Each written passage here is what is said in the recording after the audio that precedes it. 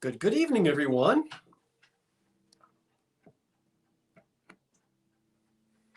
And welcome to the 1925 bungalow. I'm Scott.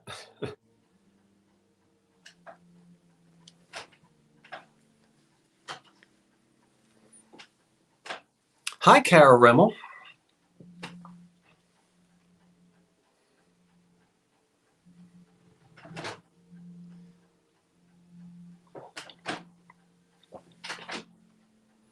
Let me enlarge this screen. Otherwise,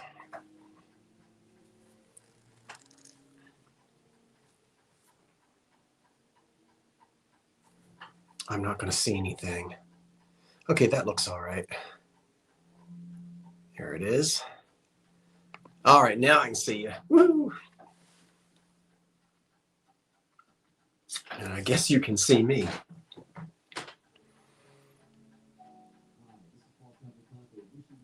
For the record, what do you order on your perfect cheesesteak? I only eat a cheesesteak when I'm entertaining folks from out of town.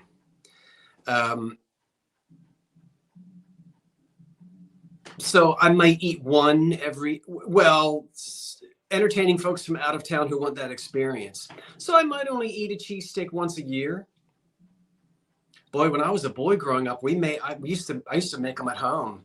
Remember Steakums? I don't even know if they make Steakum anymore. Steakums. You would buy it at the grocery store, and it was this real thin meat. It would come out like in a strip, and you'd put it in a pan and dice it all up. So I rarely ever do eat cheese steaks. Steakums, yes, Glenn. Remember that? They would come in a little frozen little box. It was one of the early things. Are they still for sale? It was one of the early things that my mother taught me to fix. I don't know, maybe around age 13, however you are when you can actually have a frying pan in front of a stove, and your mother didn't have to be there watching you. We would eat them on white bread. Good grief. And put ketchup on it.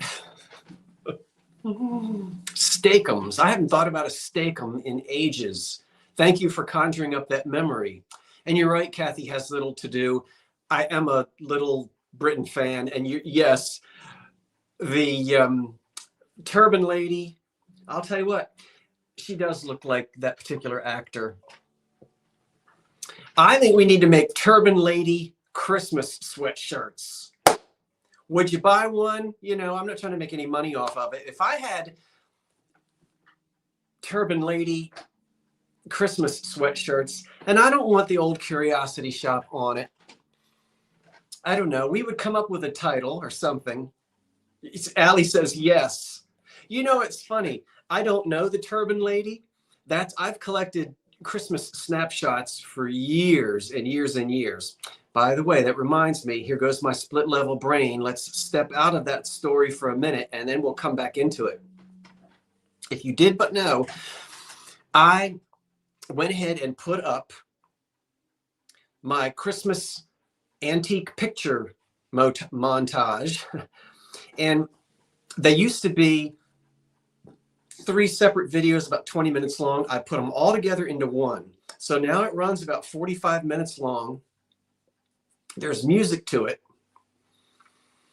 And I put it up just day before yesterday, I think, so that it would be up over, Thanksgiving weekend.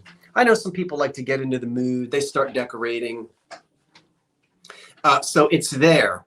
It's in the, it's like 1 video back or 2 videos back, maybe 3 by now. But anyway,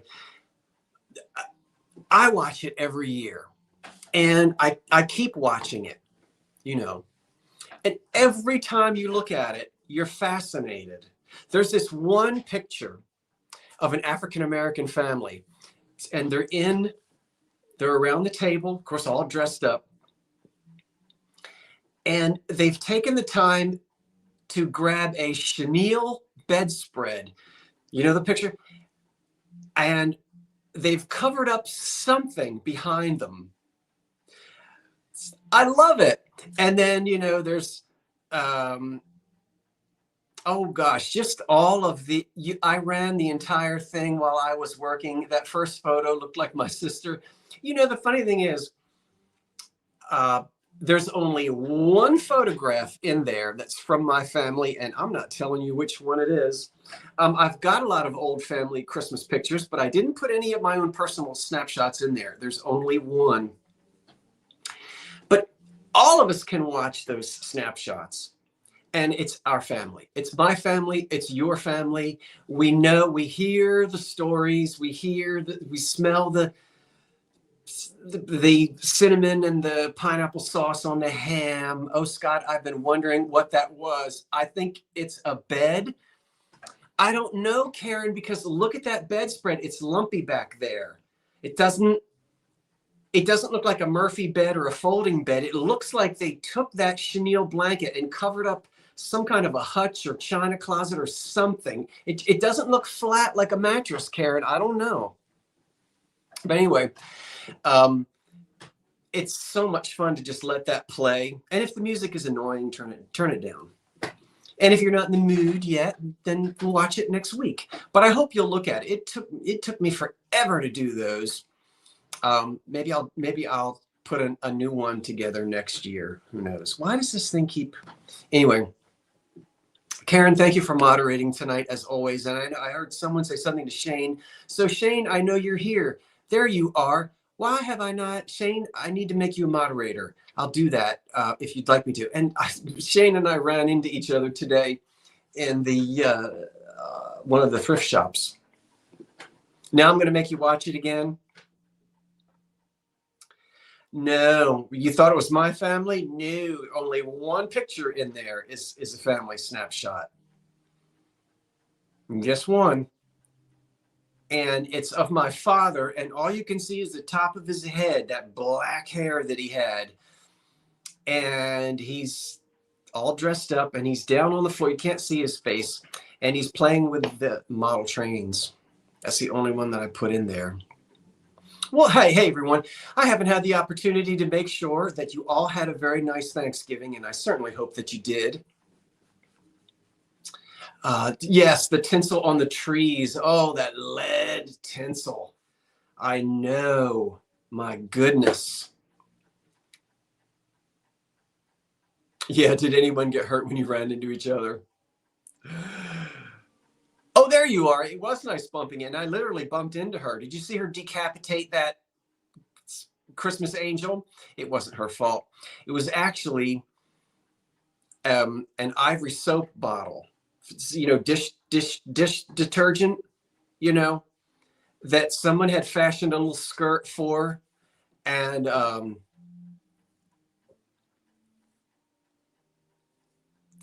the plastic head was just pushed on top of the nozzle. You know, the nozzle that you to squeeze out the detergent, and it popped off. Hi, Jody.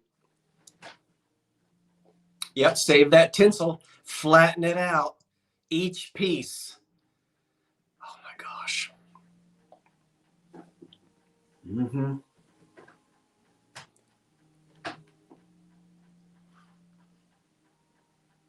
Stand back and throw it. Yeah. And how about there was always one person in the family, each piece of tinsel, one at a time, perfectly draped over every bough.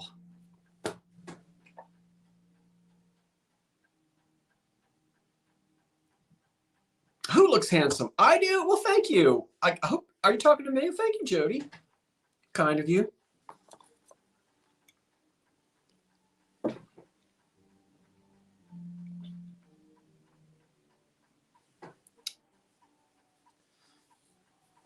And of course the trees weren't picture perfect the way they are now.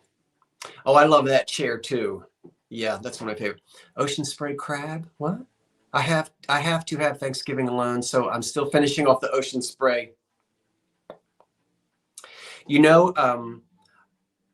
I came back to my house Thanksgiving evening, and the only thing I brought back was one slice of pie.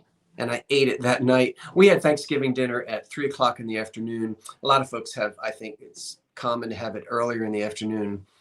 And then it's always a tradition. Of course, when we were younger, the tradition was that all the uncles and the cousins would find a yard somewhere, wherever we were, and play football.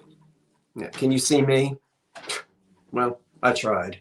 Anyway, then we all got older and the cousins moved away and this, that, and the third. And now all the uncles are in their 80s. We don't do that anymore. But we also walk the neighborhood. Yes, Kathy has little to do. Do you do that?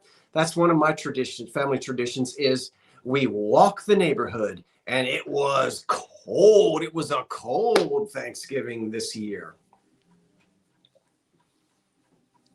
But we had you do? Yeah. It's fun to walk the neighborhood.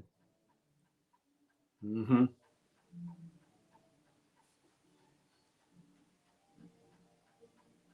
What china did you eat off of? We ate at my aunt's house. My mother and her sister-in-law, my aunt, have been trading Christmas and Thanksgiving since 1964, 65. That's a long time, and we still do it. Christmas Eve at one house, Thanksgiving at the other, and it flip-flops. What did my aunt serve us on?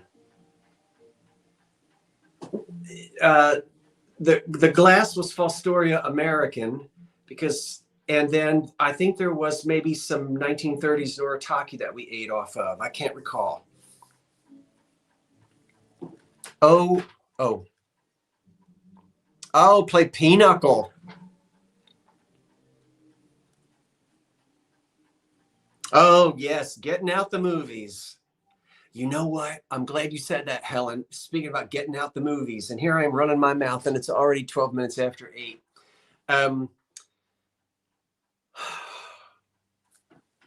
I promise we're going to do it.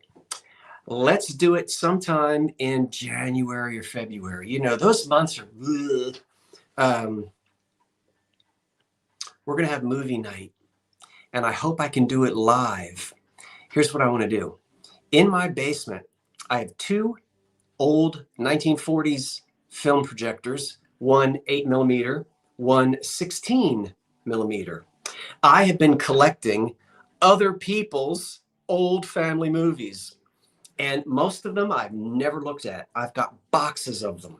Wouldn't it be fun to go live, pull up that old screen? I can smell it, that old screen, you know, that would hook up, and fire that thing up.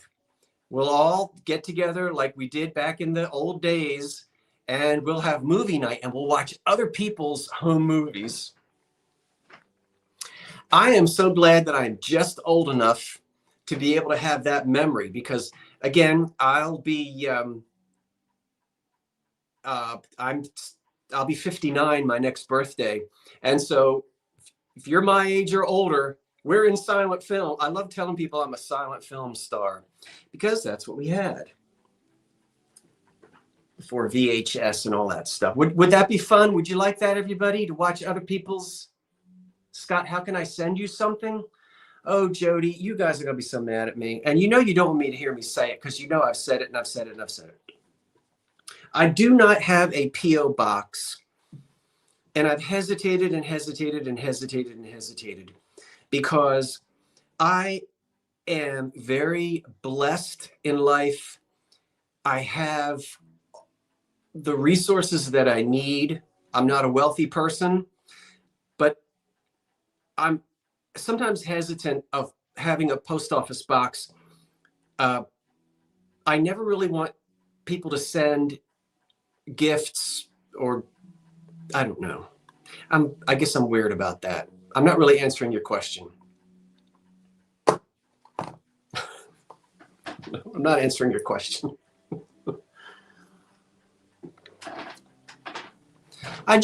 Oh golly. We'll leave that there. I'm just funny about that. I guess I could do a P.O. box, and I probably should, but I would request, that people don't go out and buy me stuff. I don't need people to buy. Not that you're suggesting that. But I've seen, I don't know. I've seen other channels, not even thrifting channels, just where they get a P.O. box and then they say, send me stuff. And then like the first 10 minutes of every video is, look at all the stuff everybody sent me. And I just feel weird about that.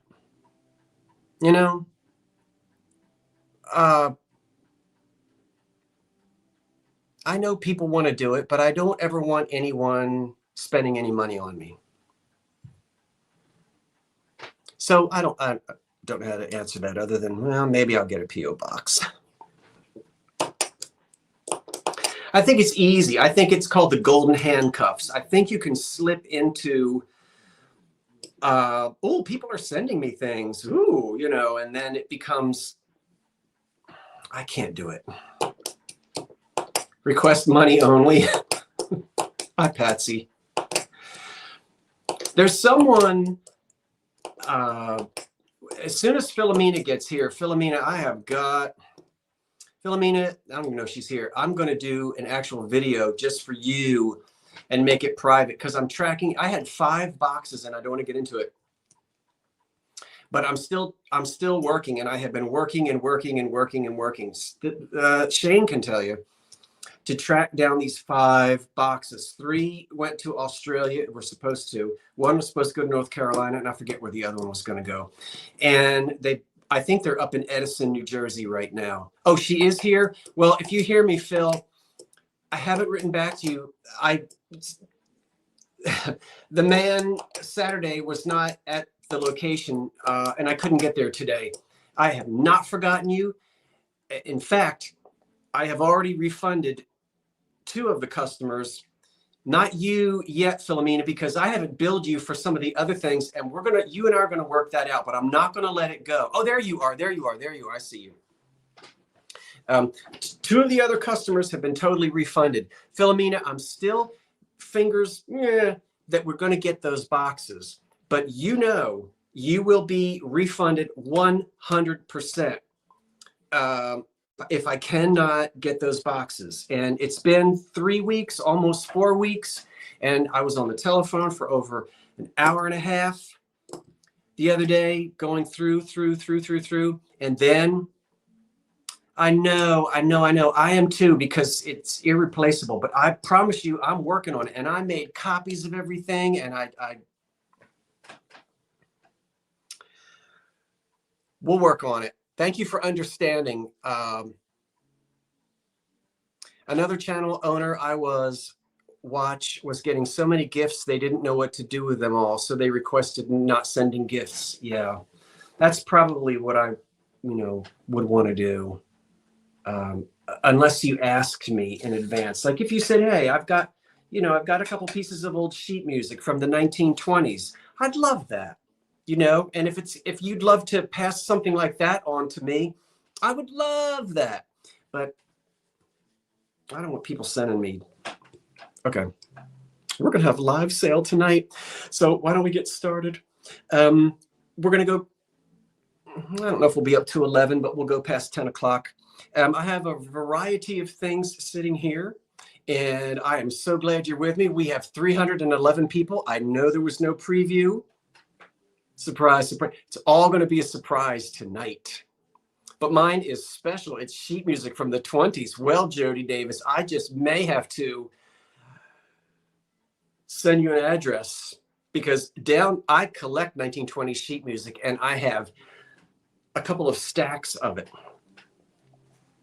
And I don't collect it to cut it up and frame it. I collect it to play it. And I do sit at the piano. I don't have a piano here. I have my keyboard. And I play that. I haven't played it for you in a while.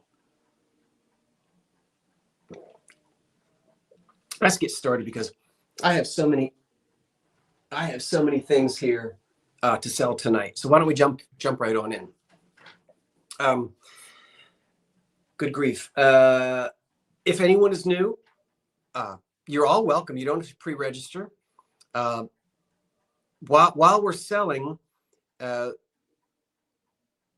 try to keep you focused on asking things about the items. It's hard for me to see and answer other questions during the sale, but if it's about the items, I try to see that. Karen will help you if you get stuck. And then also, Pirate Ship is what I use to do all of the shipping.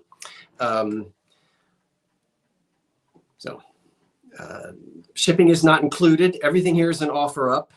And if there's damage, I'll tell you. And if, new folks are absolutely more than welcome to jump right in and place a bid. I love it. So why don't we get started, Karen? If you're ready, I'm ready. And a few little Christmas things here. But we're going to start at $8 for this item. And this is a made in Japan.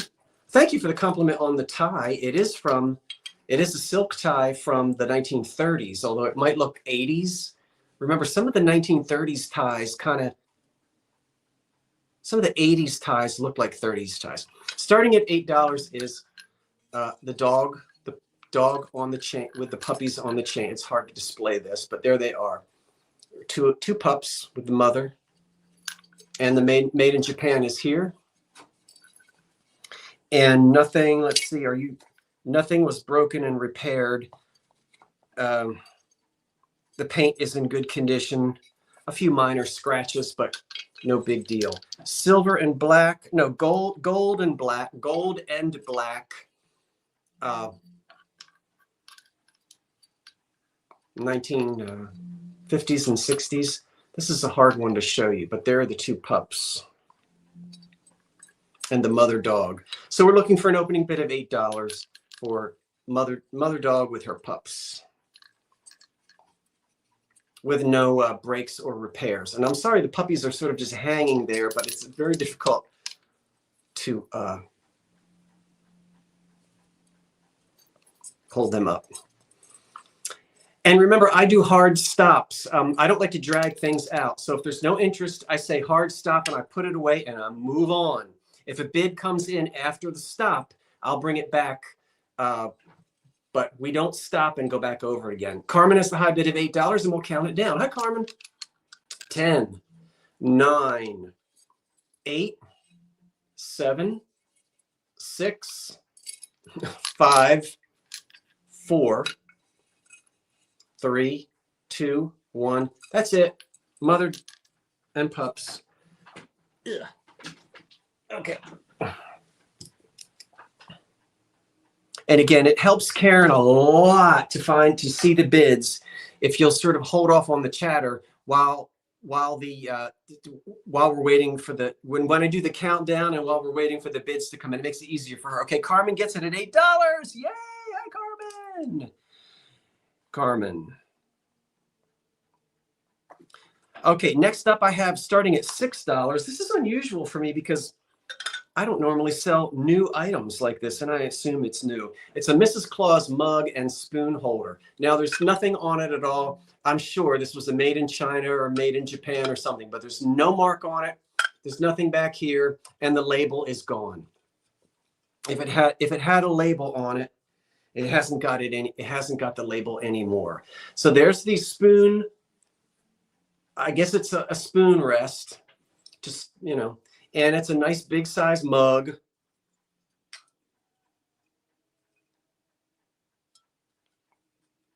You pay through PayPal. You don't have to have a PayPal account. I can bill you as a guest. It's very secure. You can use any bank card or bank account or anything you want through PayPal. So I prefer that you have a PayPal account, but if you don't have one, that's quite all right. I can bill you as a guest. You just have to let me know that you don't have a PayPal account. Tea bag holder or spoon rest, I really don't think it makes any difference. It's flat, so it sits here. So tea bag or spoon. And there she is. You have PayPal. Okay, that's great, Melby. Then you're all set. We have an opening bid of $6, and we'll count this down. Again, there are no chips or cracks in it. And I'm sure it's not more than 10, 20 years old, something like that. You're welcome. Counting it down. 10, 9, 8, 7, 6, 5, 4, 3, 2, 1. That's it.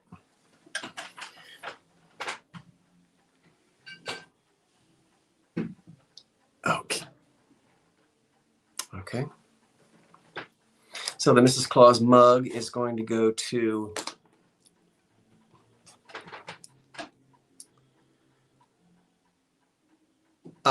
Jenny for 6. Thanks, Jenny. Now, starting at $20, this is somewhat unusual.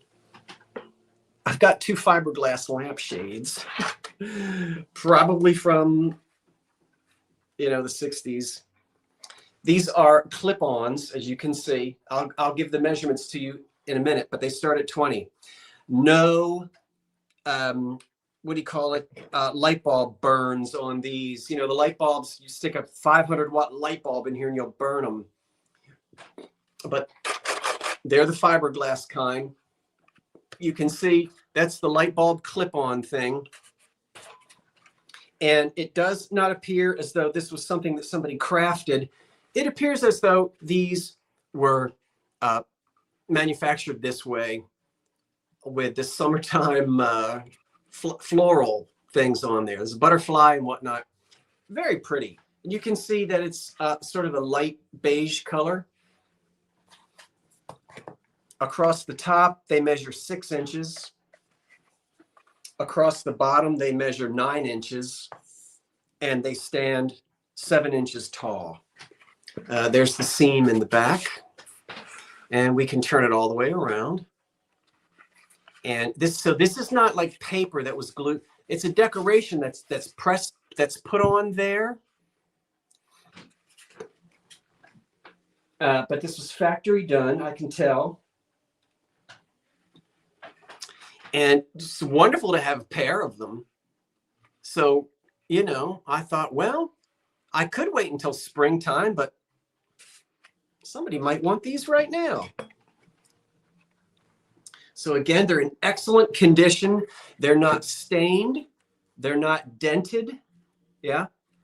They're not dirty. They're not covered in nicotine. And this is fiberglass, so you can tell by looking at it. So these shades go back to, what, the 60s? Yeah.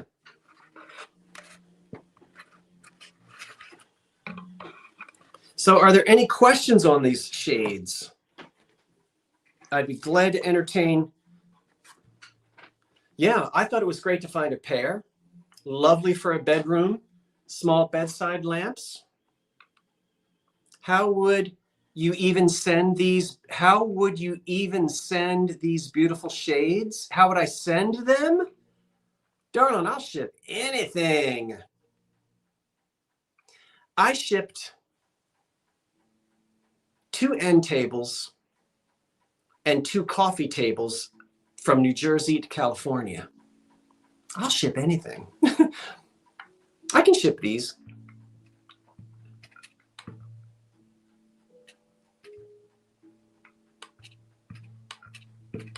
So if there are no questions, we do.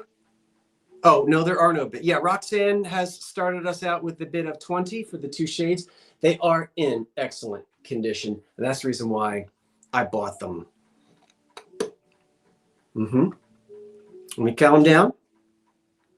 If there are any questions.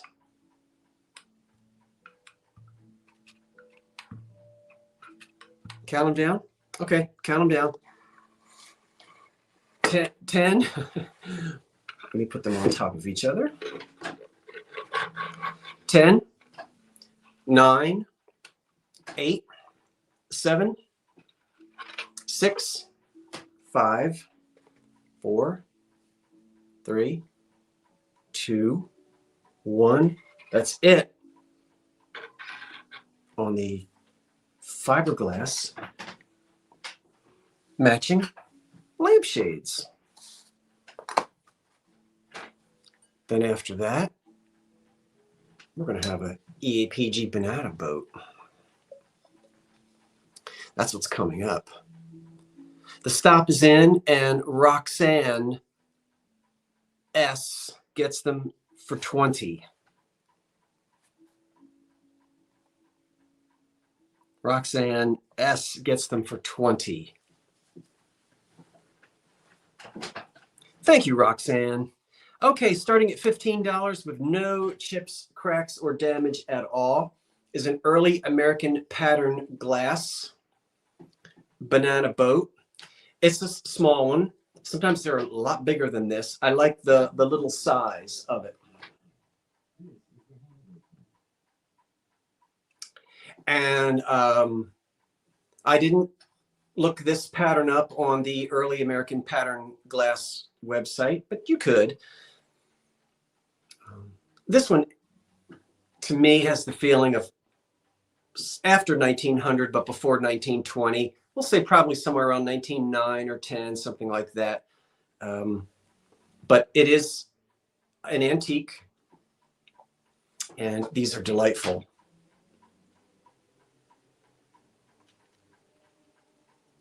Ellie Hill has started us off. Hey, Scott, are you going to have the glass diffuser on tonight? What glass diffuser? I don't know which glass diffuser. You're going to have to be more specific, Cindy, because that's not coming to my mind.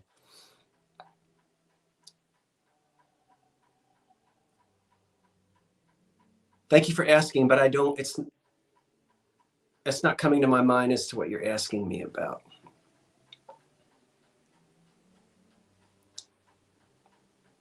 You have a red one? Moon and stars? Yeah. I think she means the lamp. Oh, the little lamp where you put the perfume in the top. No, I wanted to bring that tonight, but I didn't rewire it. I'd like to bring it next Monday night to Two Chaps. Yeah. I think I didn't have a chance to rewire it. And so it's actually sitting out in the kitchen on the kitchen table. I have projects on the kitchen table. That's one of them. And I plan to use a nice old electric cord for it. That's safe, but but has the good look, right look to it. So thank you. Well, we'll count this down. I still think maybe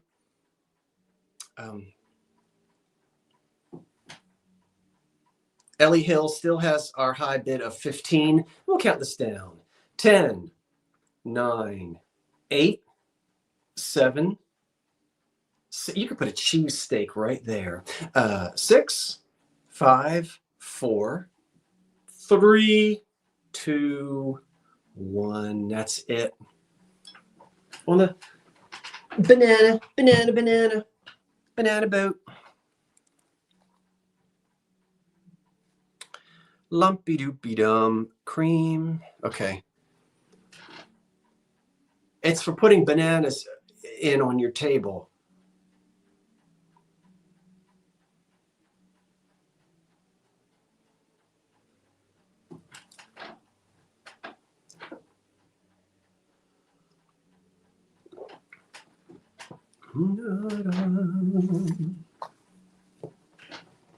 There's the stop, and I believe Christy Anderson Hendry gets it at 20.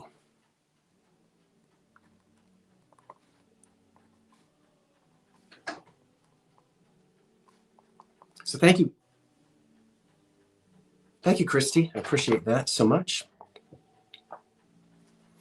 Let's go to the 1930s kitchen. Now that's an early pattern in Depression glass. This starts at $18.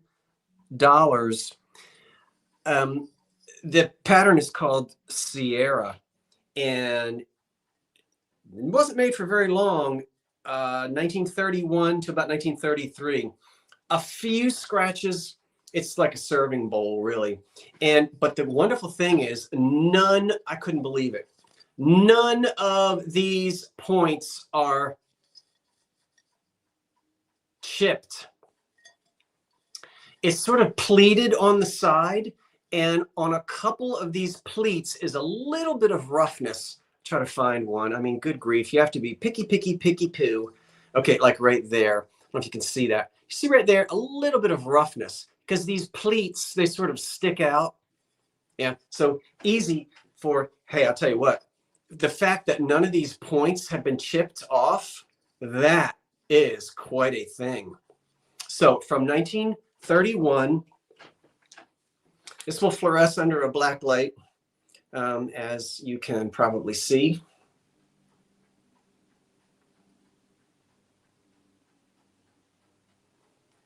Sorry. Huh?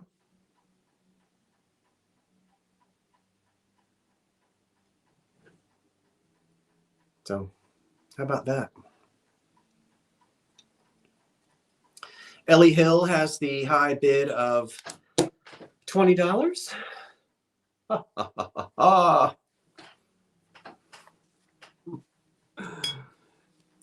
And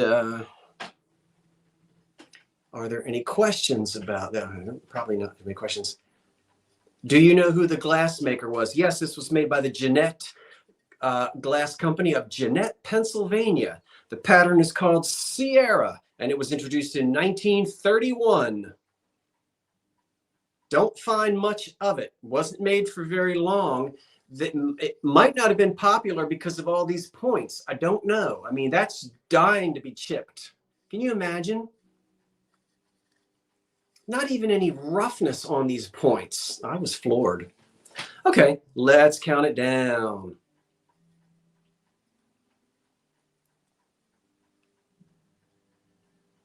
10, 9, 8, 7, 6, 5, 4, 3, 2, 1. You know, the nice thing about this, it's small, but it could be a small fruit bowl. It's decorative enough, really, to be used at Christmas time, well, anytime, obviously, but with the green. And it's just that it's a very nice bowl. Can be a serving bowl as well. So the stop is in, and I think it's Ollie the lady or something like that. Let me get back up here. So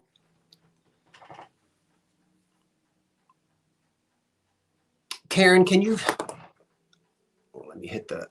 I'm going to have to hit the refresh on. Give me just a moment, everybody. I'm refreshing. Aren't I refreshing? Oh, Landy, not the lady. I'm sorry. I know who you are, Ollie, because you were new maybe last week or the week before. I'm sorry I misdid your name, but it's yours at 35.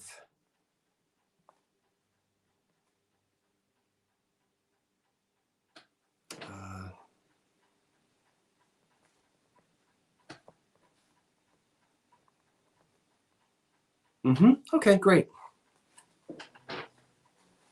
Fantastic. Now, at $25, Karen, I don't know if we've got anybody here tonight interested in a set of 4 elegant depression glass stems, but we'll give it a whirl. Starting at $25, I have a set of 4. Now, I'm only going to hold up 2 of them. The other 2 are in the other room, and I'll zoom in so you can see it. This is made by the Duncan and Miller Glass Company. The pattern is called First Love, and it was introduced in 1937. Now, I've got 4 of them. They are absolutely chip and crack free, which is difficult to get your hands on when it comes to elegant depression because it's so easily chipped. I'll stand up, and against this sweater, I will let you see the etch. Again, made by the Duncan and Miller Glass Company. The pattern is called First Love. Do you remember yours? And it was introduced in 1937. I have 4 of these, and these would be wine stems. And they are lovely. They stand just under 7 inches tall. And a lot of us, 7 inches tall, a lot of us are not doing the big entertaining that we used to do. But you know, hey, when I collect a pattern, I collect a place setting for 4, and that's it. You know, I'm not having 12 people over. Anyway, and if I do, we can mix it and match it. So I think it's pretty. And when you have a smaller collection of place settings, you can have more various ones. So a place setting of 4. First Love by the Duncan and Miller Glass Company. Beautiful. This is etched, right? Acid etched. A lot of work goes into making these. I love the stem. This is very deco. And you'll be able to find other pieces in this if you fall in love with First Love.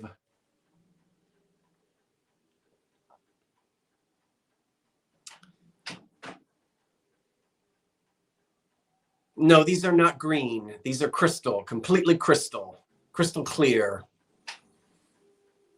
You have a green tint on your, that reminds me, well, one of your, jiggle a vacuum tube if your screen is green. That's what we used to do. Remember back then when a tube would blow and the color would go off in your set?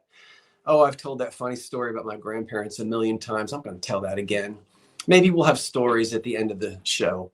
Bonita Taylor has our high bid of $25. And if I didn't miss any questions, we'll go ahead and count this down.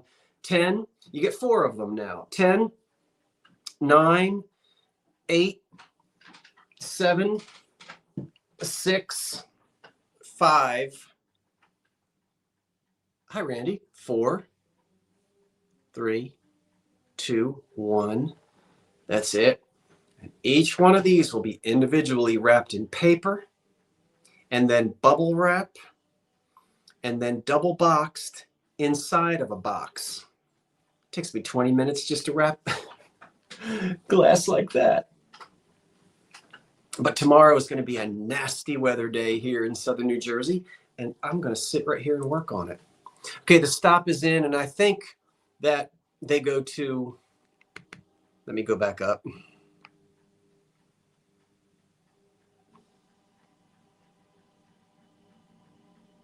Is it Bonita Taylor at 25, I believe.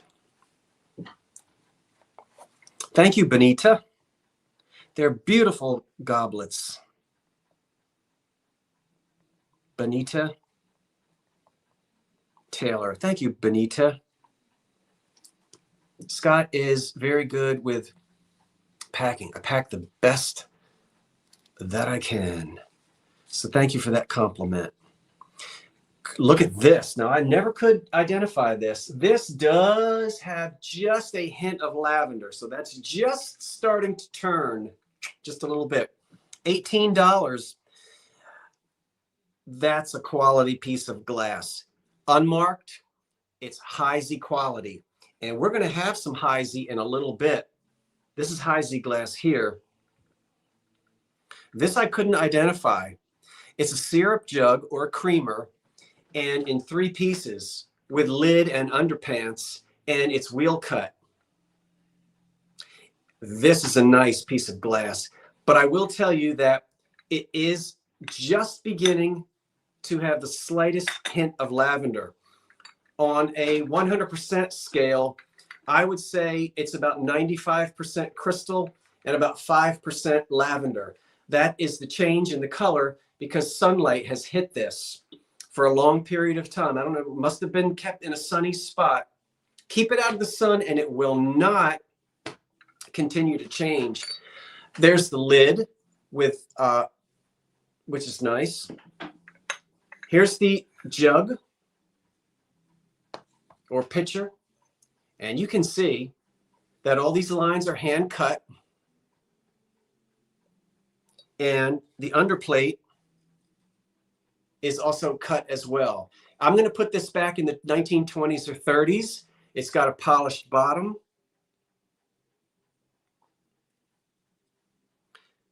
That's a quality piece of glass.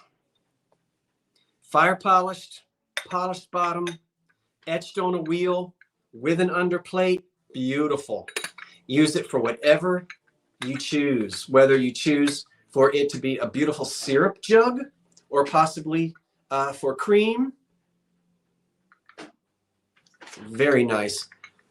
I'm going to stand up again. I think it looks better when you can see it against the sweater.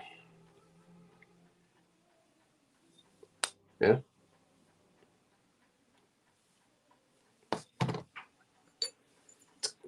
This is quality. It has a applied handle. You can see an applied handle.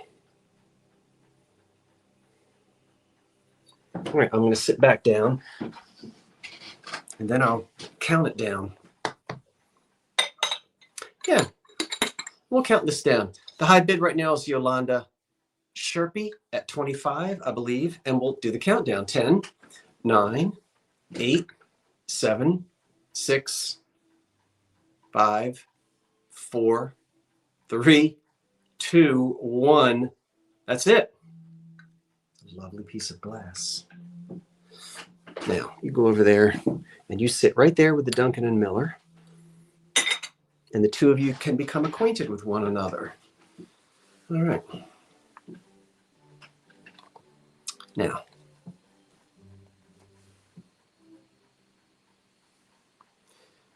la la la la la la la la la.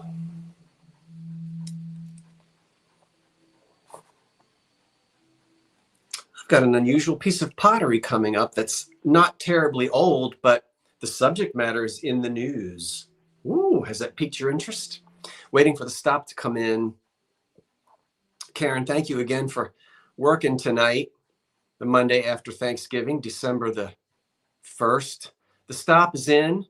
Lucas, I believe, at 32. Thank you, Lucas.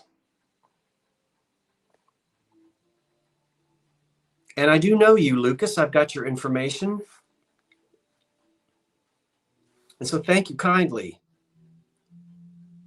Very good. We have almost 400 people here tonight. I'm delighted to have 372 folks. Quick sneak peek.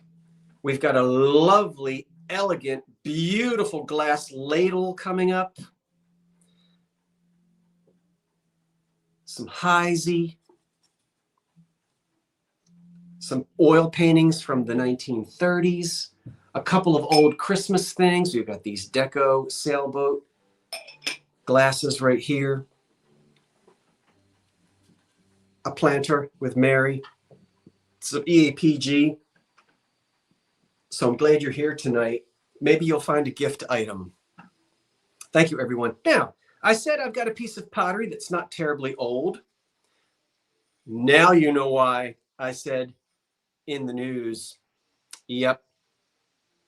The penny. Well, I'm not going to cry.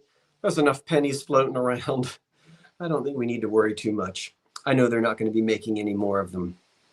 This starts at $12, and it is a piece of Merritt Island pottery, which I was not conversant, so I had to go look up.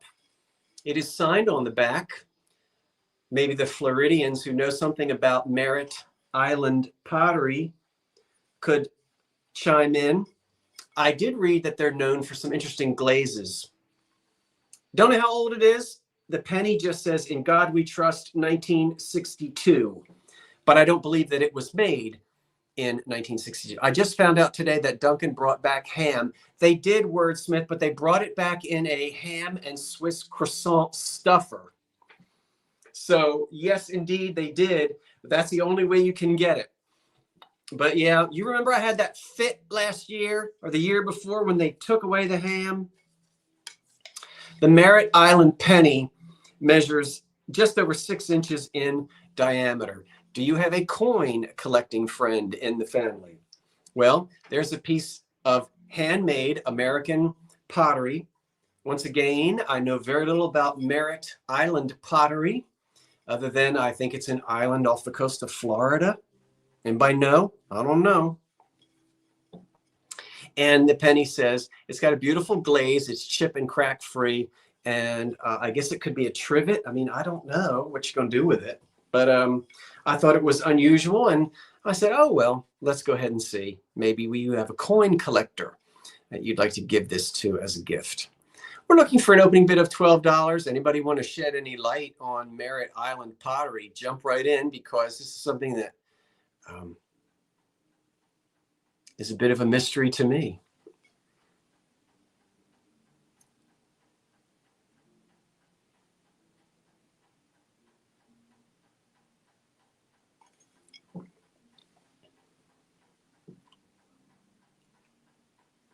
Okay, we don't have any bids. I'm going to give it a second. I'm warning you. Then we're going to put this down. We're going to do a hard stop if there's no interest in this, and we'll move along. Yes, Merritt Island is near Melbourne, Florida, but don't know anything about pottery from there. Okay. I didn't either. I had to look it up. Only signed Merritt Island pottery on the back. Okay, Karen, you get that hard stop. Oh, I have a bid. I am so sorry. I do. I see that you put in the 12. Let me see. There's no bid showing up on my screen. Here we go again with this wonky.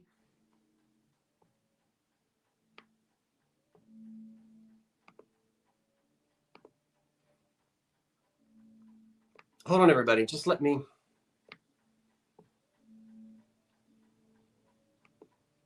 See, I just changed it. Yeah. See, I don't know what it is, Kentucky Digger Steve.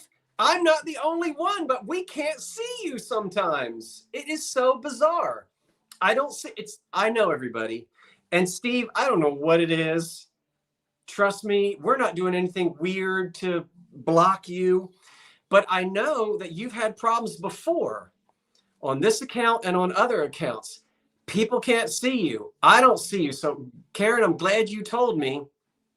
I don't know what it is, but it just does not show up. It's the strangest thing.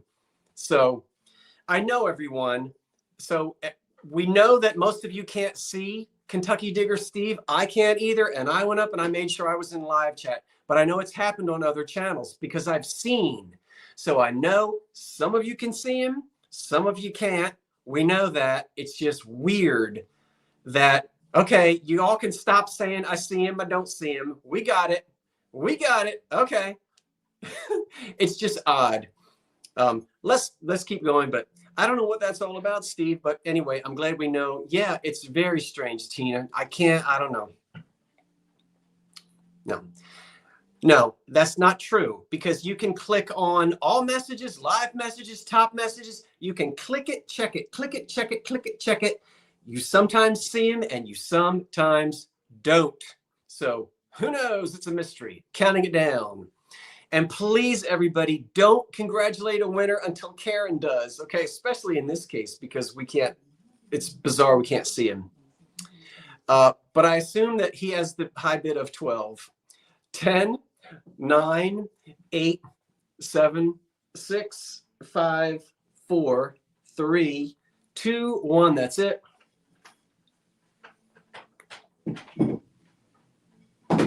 Yeah. So let's not congratulate anybody, and we'll make sure that we have our winner. Karen will tell me who it is, and then we'll go on to our next item. Your poor hubby. I don't know why it does that, Tina, but it's done it on other channels as well. I've seen it. The stop is in, and please hold on, everybody. We'll make sure Karen can tell me who it is, if it's Steve on the Merritt Island pottery. Thank you. I don't know, Steve. It's weird. Kentucky Dig. Okay. All right. let's go ahead and jump up here to the EAPG vase. Let's do this. Come here. And I've got my piece of paper. This vase, stands 13 inches tall, and it starts at $15. $15, $15, 13 inches tall. I have to back up to get you to see the whole thing, but there she is. She's pretty.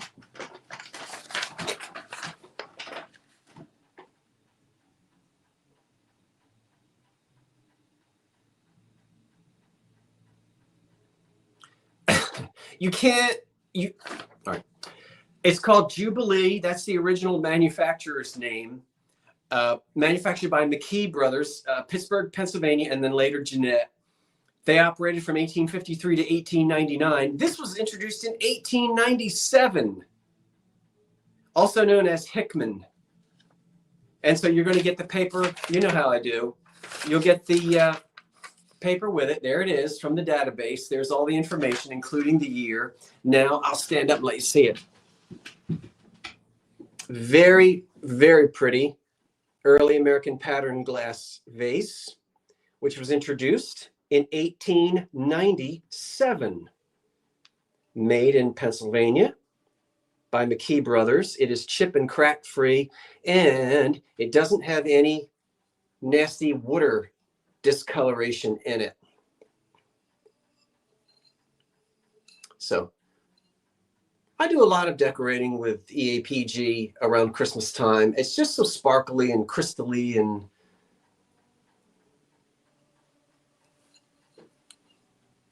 so of course there's no lead in pressed glass. Okay. Are there any questions about this? We've moved on now. So now we're on this lovely piece of glass. Yeah, that would be pretty. The peacock feathers in it.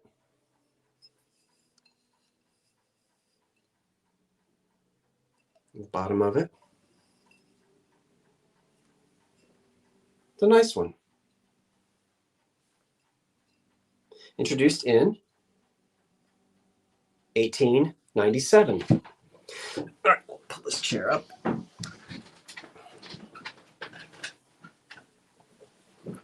The high bid right now is $16 on the EAPG 13 inches tall, lovely vase.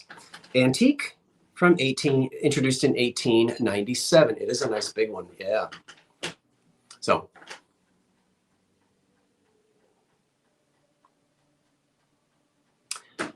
okay, hold on. I have noticed ads popping up in the past week on all of Scott's videos and sales.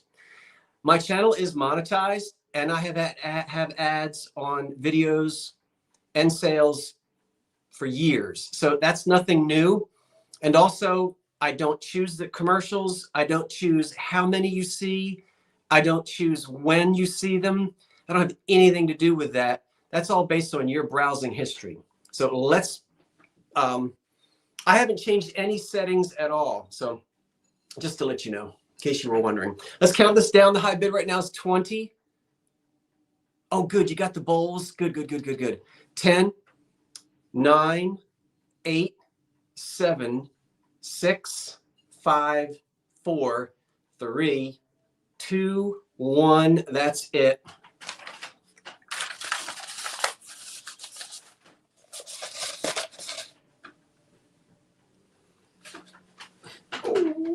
Okay, down on the floor it goes.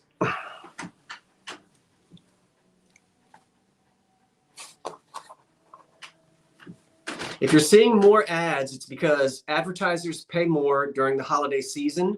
And so there are more ads. I don't do that. I don't choose that. I don't have anything to do with that. That's just because it's marketing, and that's what, you know, that's how YouTube, doesn't, it's just, oh, the stop is in. Is it Ali the Landy at 35? I think. 35.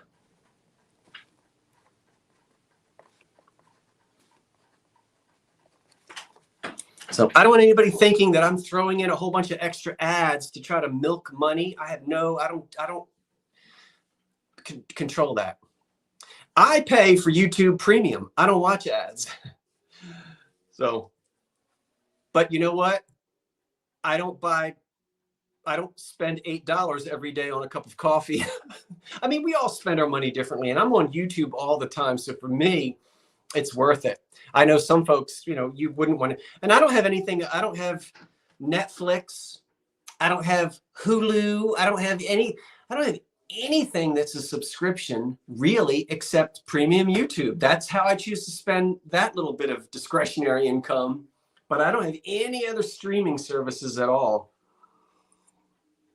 I don't do Uber Eats. I don't, there's a lot of things. It's well worth it for me to, thank you, Ollie.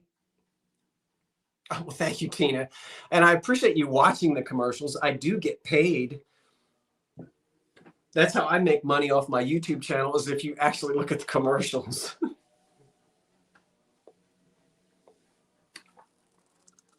But thank you, Jody. I'm glad. Hey, it's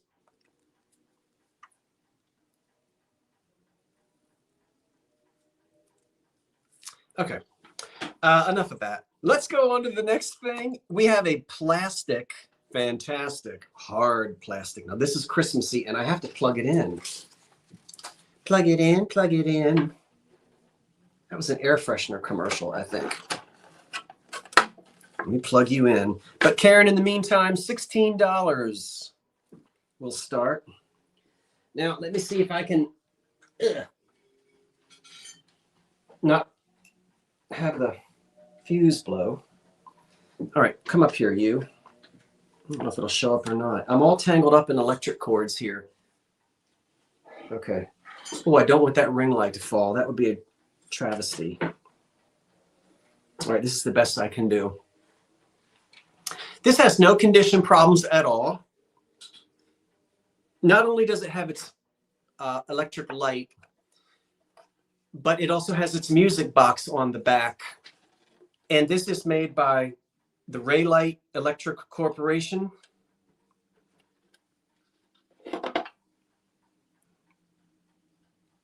New York, New York. I have an orange light bulb in it, but you put whatever you want in it. You can have that orange light bulb if you want. I'll turn this and I'll let it play.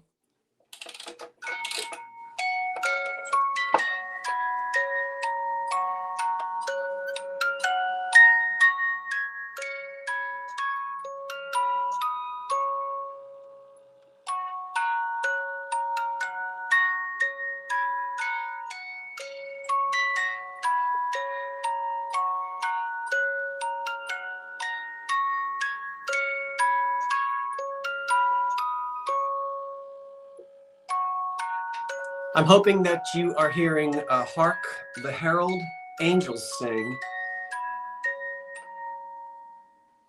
I stopped it by holding on to it, but I really shouldn't do that. I'm going to unplug it because I don't want... Anyway, it's not cracked. The glue hasn't turned yellow. And I love the dimensionality of it. There's angels back there, which now you can't see. But back behind what would be where the pipe organ would be, there are angels back here.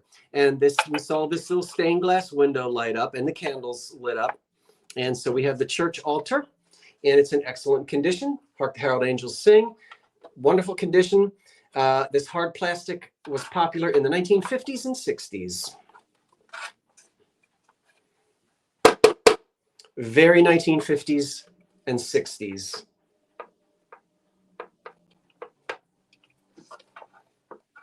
A lot of that type of thing. So I'm going to sit back down.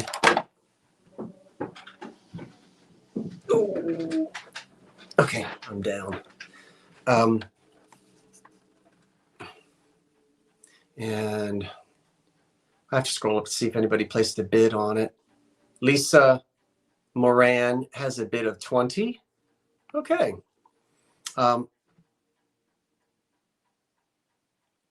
Any questions?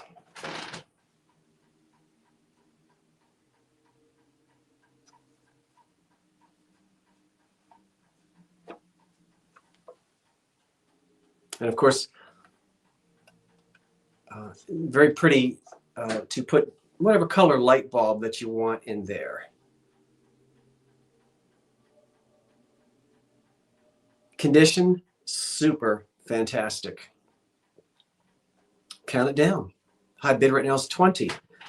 10, 9, 8, 7,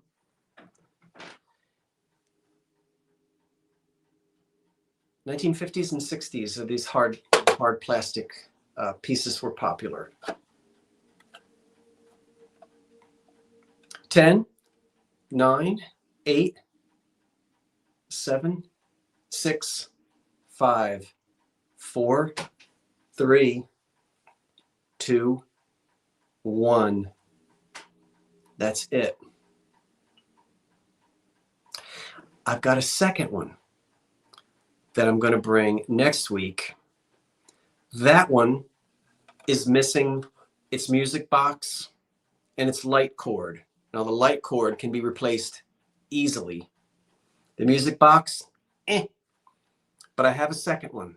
So if you want to try again next week for one with no music box and no light cord that you'll have to replace yourself, we'll have one next week in that condition.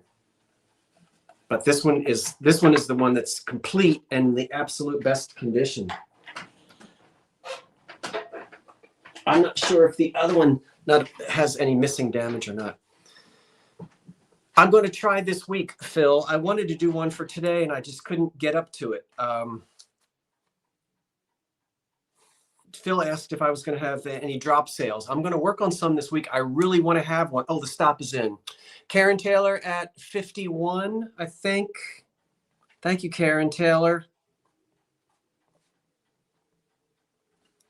You're welcome. You're welcome. Yes, I am going to try really hard to do another drop sale. Tobacco with lid, wooden lid. Okay, $18. We're going to start. Thank you so much, Karen. I appreciate it. This is a antique humidor, which could be for loose tobacco or cigars. And this is an antique. We're going to start at $18 on this. The glass is unmarked. The lid is made of oak. And we have here the metal where you would pinch. You could put an apple slice in it. You could put a damp cloth. And we know that you put that there to moisturize to keep the tobacco moist, to give it scent and to keep moisture in the tobacco. So you could clip. There were also little circles that looked like. Does anybody remember the communion wafers? I remember communion wafers I don't know if anybody does it anymore. They were circular. They looked like a Necco wafer. Well, you could buy them, not a communion wafer, that type of a thing, and dampen it and push it into there like a Necco wafer, and dampen it, and it would pinch right in between, and then it would keep this damp. So it's in good condition. The glass is heavy and thick. So a piece of Tobacciana for your tobacco loving friend. Somebody said they'd put marbles in it, rubber bands. And of course, I'm waiting for somebody to say, oh, put it in the bathroom and put Q-tips in it. Can't you put Q-tips in anything? Except up your nose. I wouldn't do that. I have to scroll back up to see if anyone has placed any bids. I have this set to where I can't.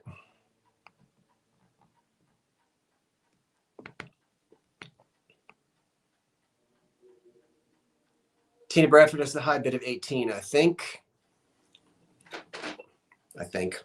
And now Ollie, the Landy has a bit of 25. I've got another old German Majolica glaze tobacco jar coming up too. That goes back to about 1900. This one probably the 20s. We'll count this, or ginger snaps. 10, 9, 8, 7, 6, 5, 4, 3, 2, 1. That's it. All right. It is 11 minutes after 9 o'clock, and we have 368 folks still here tonight, and I'm delighted that you're here on December the 1st. The stop is in, and Ollie is going to have that at 25. Thank you, Ollie, for that. I'm happy to be sending that to you, and I appreciate that bid. Oh, that's about to fall off the table. Don't worry about it. It's a ring light. I guess it'll be okay. Starting at $16 now, we have a charming wooden dresser box with its original glass, its original print, its original paper, its original paper on the underside, and its original paper on the inside, which can be replaced if you wanted, and a mirror, which you can see the old original mirror. And this one, of course, if you watched my videos earlier, you will remember that we can date this, and we know that it was given to someone special. And I'll tell you right now,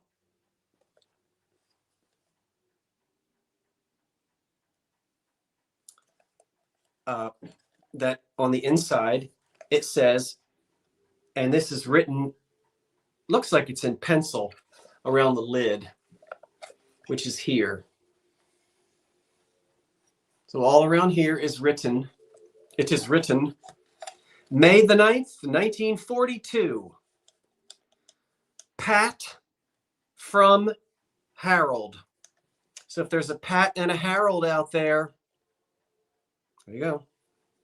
I didn't see the Pat before. All I could see was from Harold, but now I can see May the 9th, 1942. Pat. So I guess that's to Pat from Harold. And there's the mirror. Is that lipstick? I don't know. That looks like that will come off.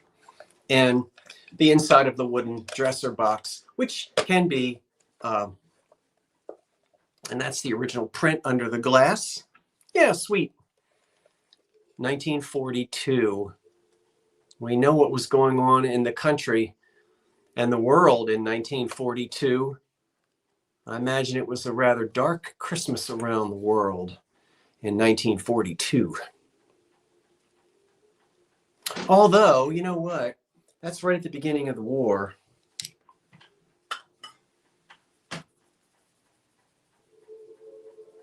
No, we would be a year into it.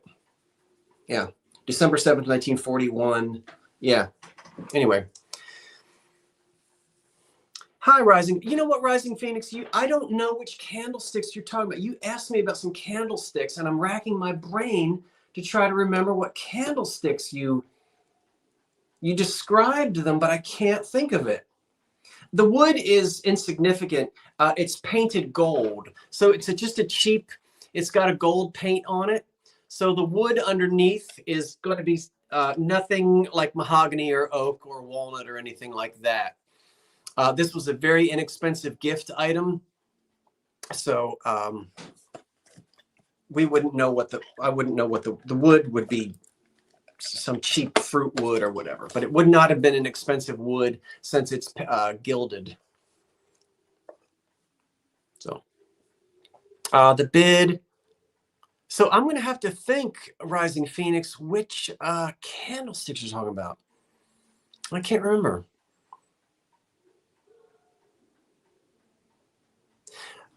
You know, you might want to just watch a little bit since this is your first go around.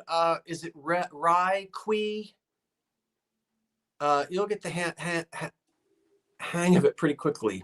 Let's count this down. 10, 9, 8, 7, 6, 5, 4, 3, 2, 1. That's it. Gail, oh, I didn't do the fingers. Sorry, Karen. 3, 2, 1. Gail said Harold was cheap but thoughtful.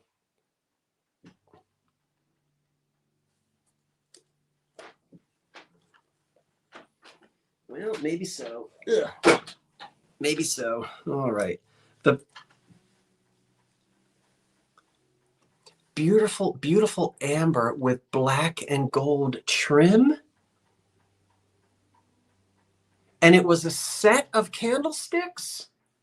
I don't think so, Rising Phoenix.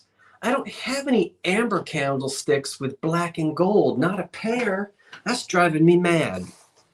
Okay, the stop is in. And $27 to Yvonne. Now I think this is a Yvonne that I know. Yvonne, but I'm not certain. Yvonne, do I know you? Wait a minute, hold still. Yvonne. There was more to it. Beroud. Beroud.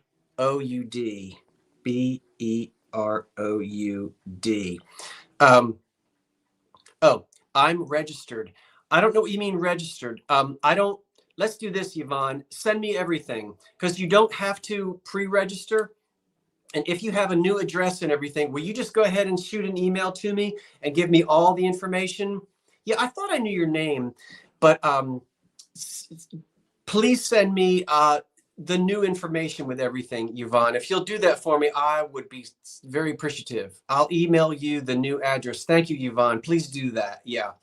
Because I don't want to send it to the wrong address. So that's yours at 27, and I thank you so much.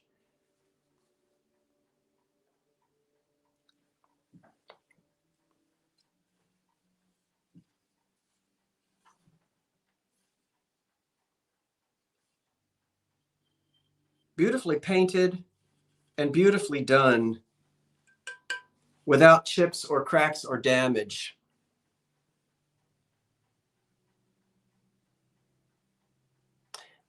And thank you for addressing that, Karen. And she starts at 15. Remnants of probably a Japan sticker on the bottom, you know, no other markings. Very, very, very, very light crazing. Hardly any at all. The delicate fingers are all there. And you can see that it is a planter.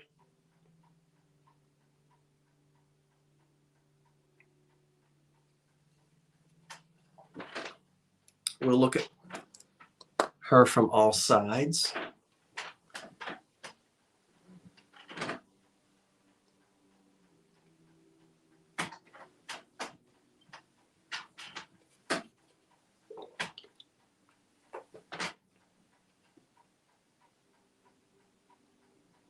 Very nicely done. Very nicely done.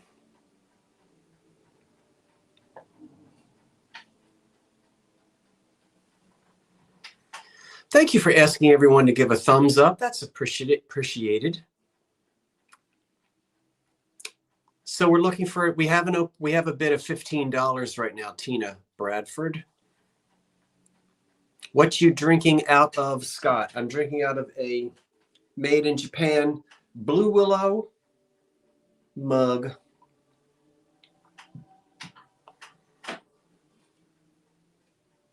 And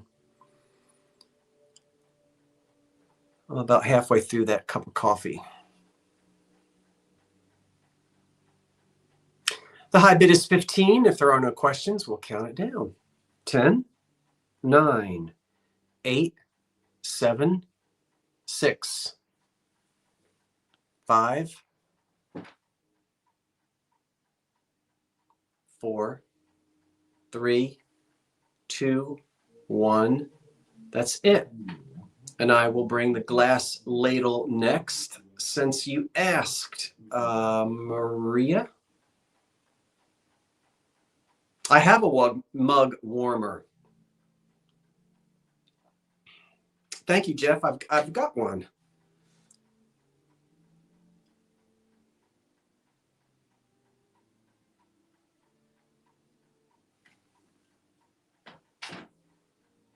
Yes, it's glass, the ladle, not plastic. That's gonna. I'll bring that up next. I'll bring it up next. It's a beautiful ladle, very nicely done. All right. The planter, Patsy M. No, it's Tina at 25.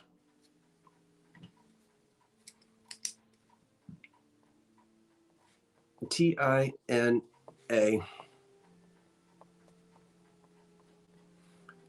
Good. Okay, thank you, Tina. You know me, Scott, the dollhouse girl. Yes, I do know you, the dollhouse girl. Let's go see where that ladle is.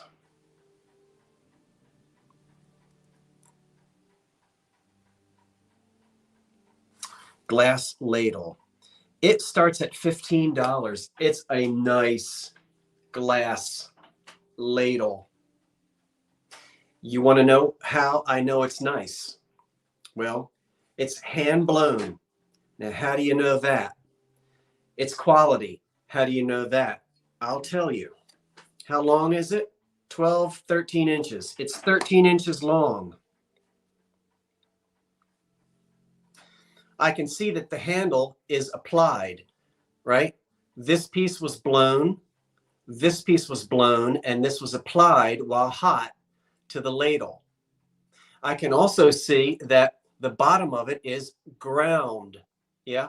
So polished, so that it would be completely flat on the bottom, and it is. I can also see that up here, we can see where it was pinched when the glass blower. See the end of it? That's not a hook on the end of it. That's where it broke off the blow rod, was sort of folded under and cooled. So this is hand blown glass. Again, you can see where the glass is attached to the ladle. Look at the ice lip on it. And look at the bottom, ground and polished. You need a nice punch ladle. There you go. Not plastic. Very nicely done. I see punch bowls often. That's the first nice glass ladle. I find them in plastic, but I don't find them with the punch bowls. And that one, there you go. Sandra Norton has the high bid of 25. I love the ice lip. It's a nice ladle. Looks too small for punch. Why would you say that, Jenny? It's actually the size of a punch cup. The ladle itself is the actual punch, is actually the, look at the size of the ladle compared to my mug. That's a big ladle. So I wouldn't say that it's too small for a punch. It may look that way. It just might look, it might look that way on the screen, Jenny. It's a big, you know, say, compare it to a standard mug. You're going to get a nice amount of punch. Yeah, it's a big one. And of course, 13 inches, that's going to rest in the punch bowl beautifully. So we'll count this down. I don't know. Okay. I'm losing the, I think the high bid is still $25. Let's count it down. 10, 9, 8, 7. Will it take hot liquid? I'm sure it would, because hot liquid is never going to be that hot. You know, like hot cider, what you don't want to do, let's say this is in a kitchen cabinet and the cabinet is closed and it's cold.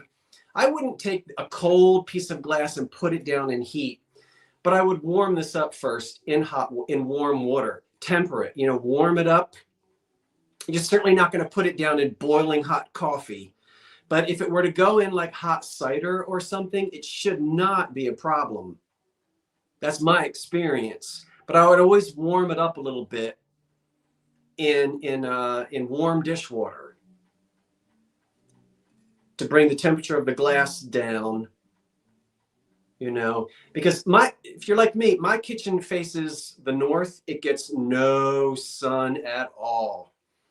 And my kitchen can be a nice 67 degrees, 68 degrees. And I open the kitchen cabinet doors and it feels like, the ice miser is in there blowing on me. All that cold air. So anything in my kitchen cabinet is cold. So I'd warm it up first probably. But you don't, nobody serves really. Think about a punch bowl. I mean, how hot is a punch bowl going to be? How hot would hot liquid be? It would be warm, but not like it's down in a crock pot full of boiling cider. Anyway, 10, 9, 8, 7, 6, 5, 4, 3, 2, 1, 1. That's it.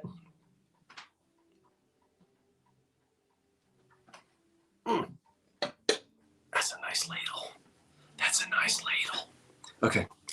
I don't know why I'm whispering. 374 folks here tonight. Give me a thumbs up, folks, if you will, and subscribe if you're not subscribed, and I'll tell you why. Today is the first day, is December 1st, and I think, I'm not making any promises. I promised last year, and I did it. There's the stop, and I think at $36, it might go to Jenny. You want me to whisper again? Do you like ASMR? ASMR? 36 okay, Jenny, 36. You gonna serve some punch, Jenny? I'll tell you what I was going to tell you. You're welcome. You're welcome. Thank you, everyone. Thank you. Subscribe, if you will. I'm going to attempt to do Vlogmas. That means I'm going to attempt to have some kind of a video every day, excluding Sunday. You may get a video on Sundays. You might not, but that's the day of rest. I'm going to try to do Vlogmas. Means there's going to be a new video from me every day, December 1 through Christmas. Sundays, maybe I'll dip in and pull out a rerun. I know you sometimes don't mind if I do that. How's that sound? So you better subscribe to me and hit that button or you'll miss out. Okay. You don't have to subscribe if you don't want to. But thank you, everyone. What do you mean I'm already behind? Today is December 1 and I put a video out today. So I'm not behind. Who you talking to? Who you talking to, Miss Williams? I'd love to hear more about your cabinet.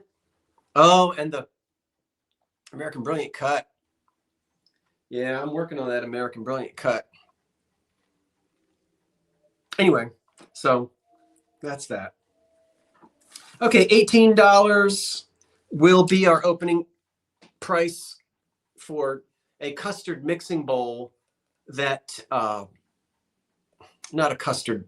I don't mean that you can only mix custard in it. I mean that people call it custard glass, and it fluoresces under black light because there's uranium in it. This originally went to a Hamilton Beach kitchen mixer in the 30s, and we'll put the light on it so it's it does show up green. It's very hard with all these lights out here. You can't really see how well it fluoresces, but you'll have to trust me when I say this thing does glow for those of you who like to display your glass with black lights, with me, I don't care whether it glows or not. I don't display anything with a black light, but some of you do. And if you do, you'll know that it will glow. It's that pretty custard glass, you know, and it's a mixing bowl. You bought one long ago, Sylvia? It glows. Yep. This is a nice big mixing bowl. It measures just under 9 inches in diameter. And not exactly 9 inches in diameter. And it stands just under 5 inches tall. Yeah, I didn't spread my fingers. 9 inches. Exactly. Yes, it glows, Sylvia.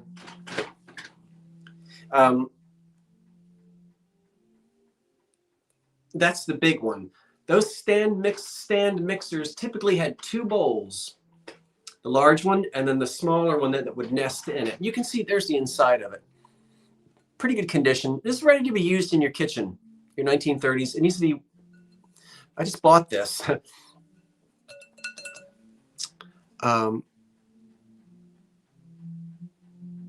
Something is missing behind you, Scott. Oh, that mirror. Yeah, I know, because you want, well, Tina, I know why you recognize that that mirror is gone. It's here. I haven't forgotten you, but I have another one in the basement that's same era, same shape, but it's a little bit of a different size. And I want to measure them, both of them, and get that information to you. And so I hung this up instead, and I was planning on hanging that up for a particular, I don't think you can see that. You can't really see that.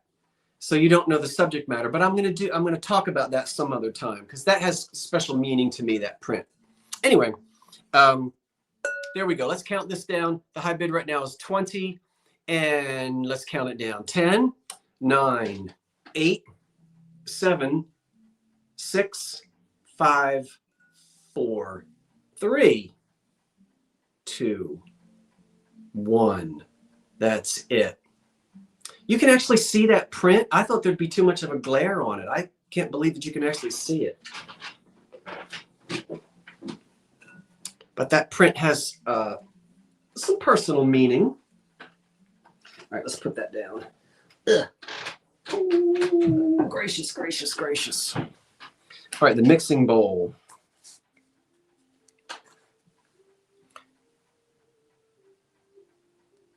Oh, I'm going to start singing. Dona Nobis Pacem just came on. I don't know if you can hear it, but it is a chromolithograph, Marie.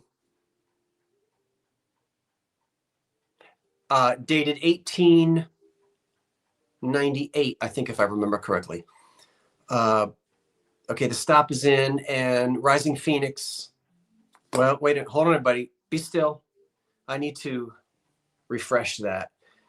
Anytime another bid comes in right under the stop, I refresh it. Now I got to go back up and hit. So hold on, folks. Please don't congratulate anybody till Karen and I are certain that we've got the right person. Let me change this back to live chat and then go back down again. And it is Rising Phoenix at 43. Okay, thank you, Rising Phoenix. It's coming your way. It will be.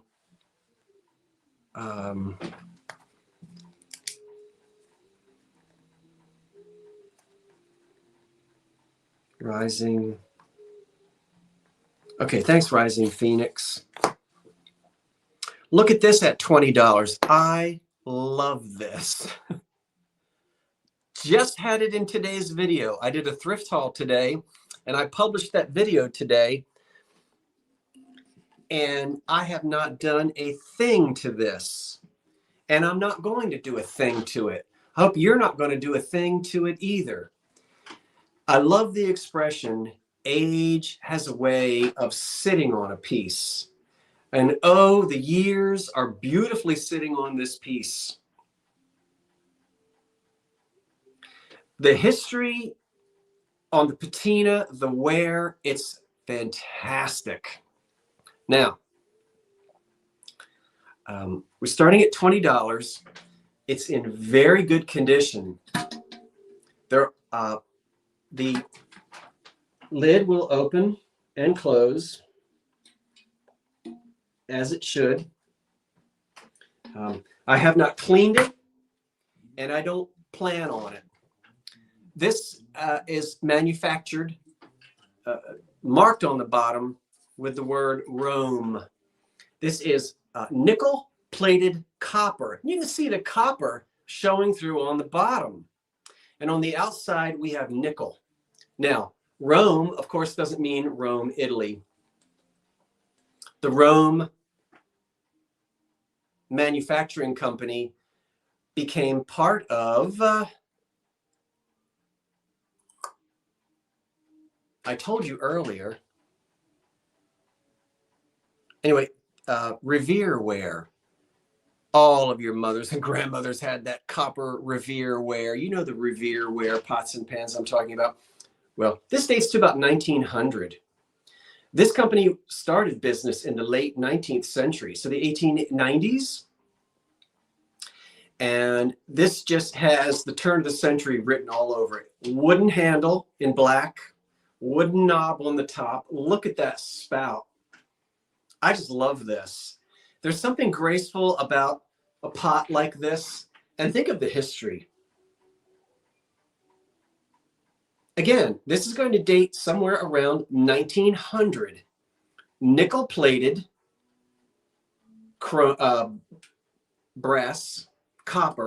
nickel-plated copper. It's not dented. It's not rusted. Yeah. And I love this. It's just got the look. So have you got a house? Do you decorate in the style of 1900? Well, there you go. And again, made in Rome, New York. There's the word Rome by the Rome Metalware Company, which would become a part of Revereware. And you know, that's the pots and pans I use. Yep. I use Revereware. I bet a lot of you still use Revereware as well. Any questions about the pot? Rising Phoenix has a bid of 25. I can see this as a decoration in a kitchen. I can see it on a mantle. I can see it on a shelf with other maybe antique items from the turn of the century. How much fun it would be to decorate with this. Yeah, I love it. Why does my computer keep doing that? Behave yourself. 377 people. I thought we were going to hit 400, but I'm happy with 377. Look at the seam on the back. I just love this pot. I don't know why I'm so attracted to it. And I keep going on and on about it. Don't take a SOS pad to this. You leave that patina just the way it is. 10. Listen to me telling my customers what they're supposed to do. 10. Ignore me. 9, 8, 7, 6, 5, 4, 3, 2, 1. That's it. I love that pot.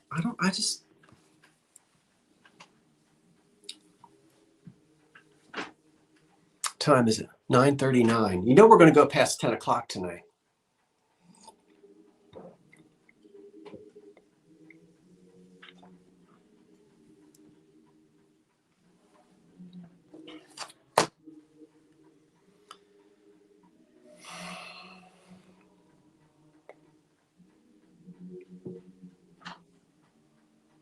Where's the Karen with Christmas decorations? Pets? Oh, okay. So the Rome coffee pot is on its way to Patsy McCarthy at 43.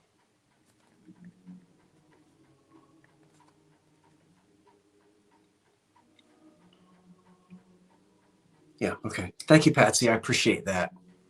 It's okay. We don't have a bedtime. Okay.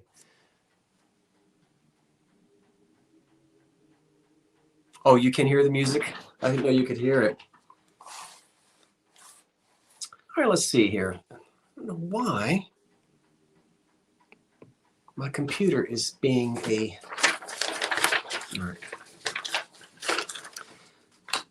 Let's do a couple pieces of mid-century. Really? Yeah.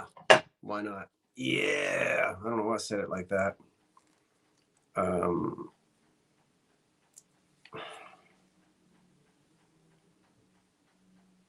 $8.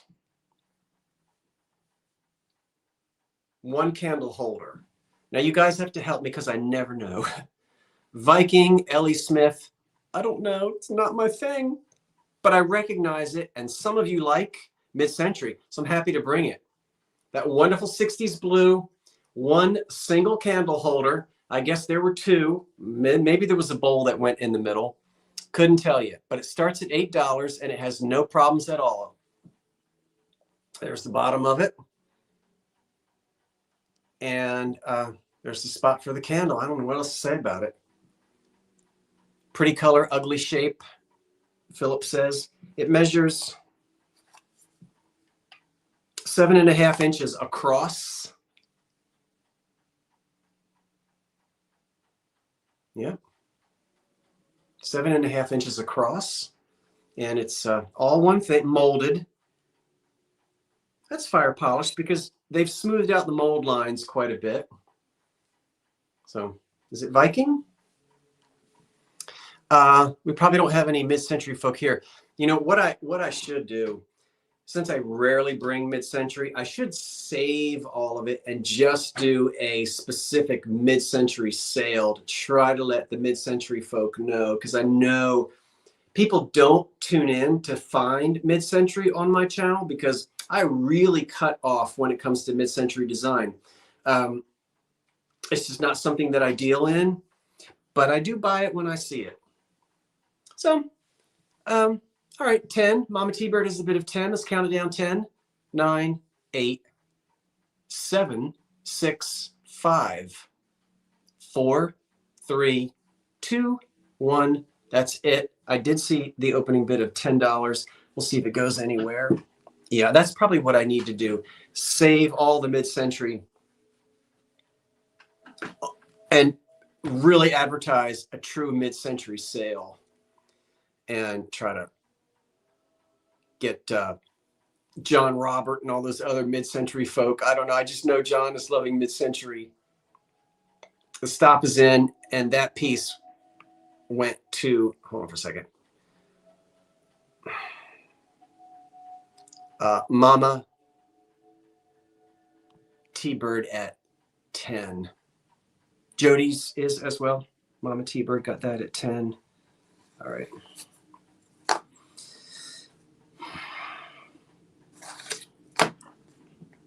Okay. Mama T-Bird. All right. Another mid-century piece here is this guy. I got to get him out of that box, though. This starts at $20. This would be a good gift item for your mid-century folks. It's a mixer blender from the 60s. It's battery operated. And it says mixer blender, cordless electric, lifetime chrome top, fine quality glass shaker, stainless steel mixer rod. All purposes, mixer blender, cocktails, mixed drinks, milkshakes, blends, whips. I love this little, woo! All right, let's get the thing out of there and see what it does. Made in Japan. All right, hold on. I know you've seen it work because I made it work on my porch when I first got it. It's in its styrofoam. Now, I hope this doesn't get all over the place. I'm not going to try to put it back into the box now. All right, there it is. Let's get this thing out of here. The condition is lovely. It needs to be washed. Look at the little atomic things on it. There's the little thing, whipping thing. It says Japan right there, and there's a knob on the top. There's a battery in there. Now, when I mail this, I'm going to have to take the battery out, you know. I am going to take the battery out. Let's put it in.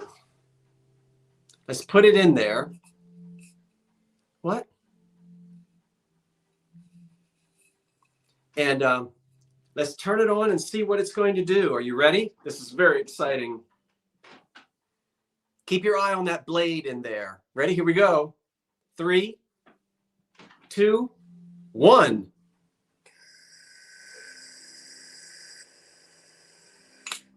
Can you see it?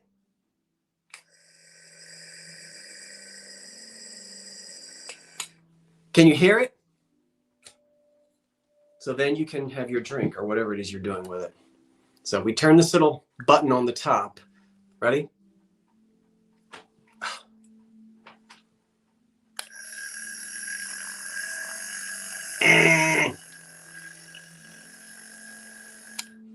All right, enough of that. Very 60s because those are Howard Johnson's colors. Remember old Hojos? Anyway, that's that. So 20 bucks, cool gift item for the mid-century collector in your family. Whirl and twirl. I love that thing. Vintage frother, yes.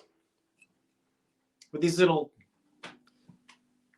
I don't know what they are, little 60s starburst thingies. Look how nice the chrome is. 10, 9, and you know, the box. Oh, come on. You know, on a vintage barware is hot. Now, you know this. Yeah. 10, 9, 8, 7, 6, 5, 4, 3, 2, 1. That's it. We're not going to go till 11 o'clock tonight. I think we'll be done by 10:30. Scott, have you ever been to the Forked River Diner? Where is it?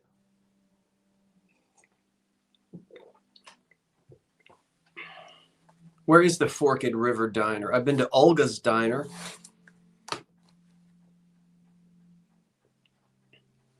And where did old Grandma used to take us after church? What was the name of that? Oh, I'm sorry. Mama T-Bird gets it at 40. Nice gift item, Mama. Are you going to keep it?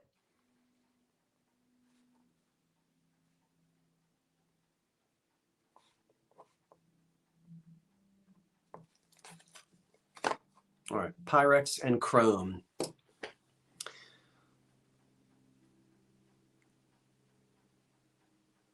I'm still not, see, it's hard for me to, I have to then go back and look and see when you ask me something. I can't always see. I can't always go back and see it. Sorry. If you're trying to tell me where that diner is, I'm not seeing it. From the oven to the table. Now we know we're back in the 20s and 30s when we see these. This starts at $20. Pyrex in its chrome, and the lid is wheel cut. And that would happen. It's a Pyrex lid. It's a Pyrex dish. Everything is Pyrex. Let's get it out of there. And I know you want to know the size of it. It's a small one, which is nice. I like small, you know, sometimes I like small ones. Small dishes. Sometimes a little bit more manageable if you don't have a huge family. It's, well, it should say on there. I know Pyrex normally says, anyway. Yeah.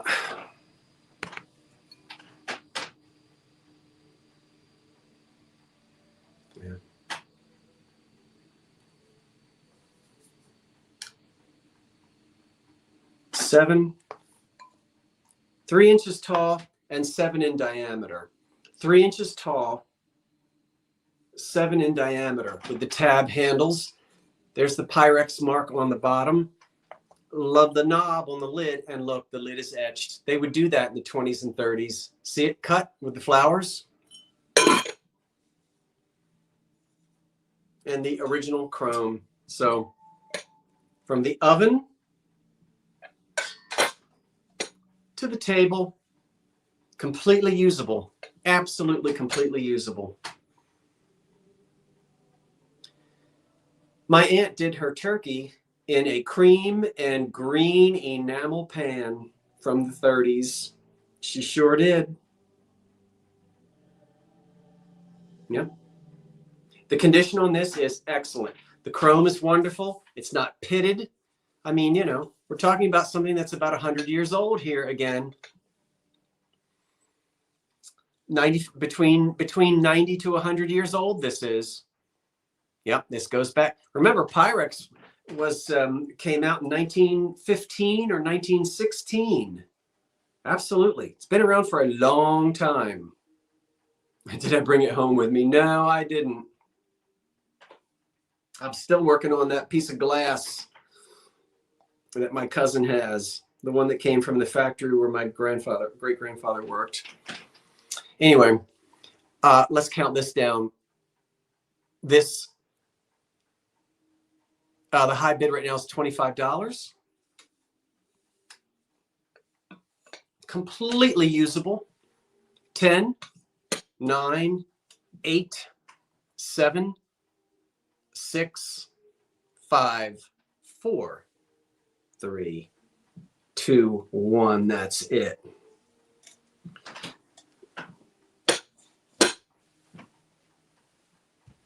Oh, these are heavy. This is heavy too. Come here. All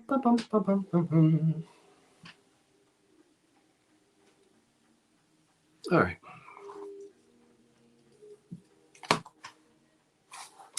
That piece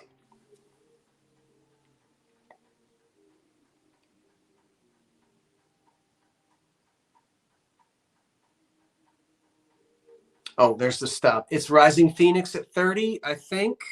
Thank you, Rising Phoenix.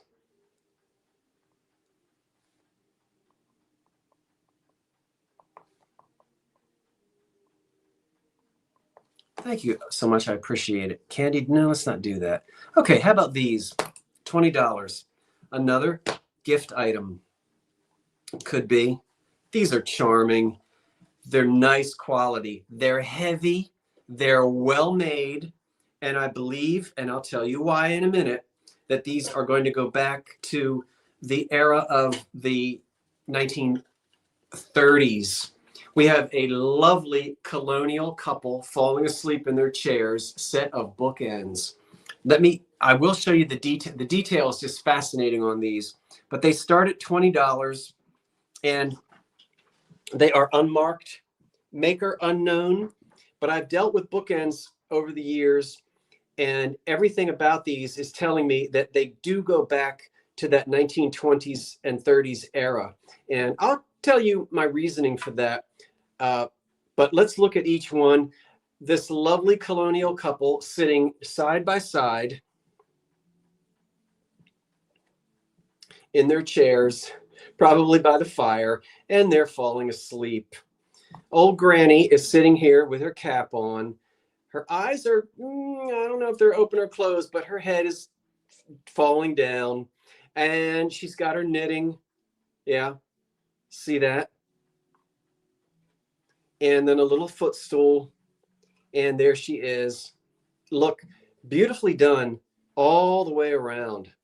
These are so nice. And we will assume it's her husband.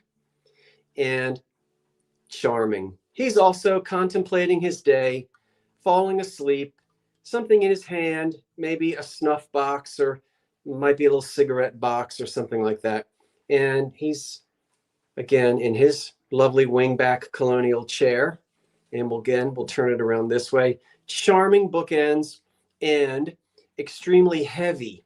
When I turn them upside down, one of the ways, not only the detail is so fine on these, and they're so well made. We can tell a lot by the felt on the bottom. That's that old pre-war felt, not the stuff that was put on there in the 1950s or 60s or 70s. This one here, the felt is gone. And you know, this shiny metal bottom here is exactly the same the bottom and the construction is the same as the nude deco lady bookends that I have that were my father's at home. Its construction is the same, and that old green felt. So I think these are going to go back to pre-war. They're very heavy, they are weighted, and they're charming. So grandpa and grandma in their chairs, falling asleep at night. My computer is really making me become slightly annoyed tonight. And we're looking for an opening bid of $20. I see no interest in the bookends. Let me scroll back up.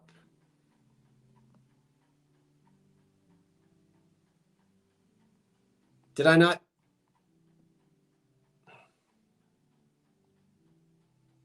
Okay. Okay, so we do have some bids at 20. These are lovely. You're not going to be disappointed when you get these. There's dust down in here. I love that old dust. And the detail on them is simply lovely. Wonderful, charming bookends. We'll count them down if there are no questions.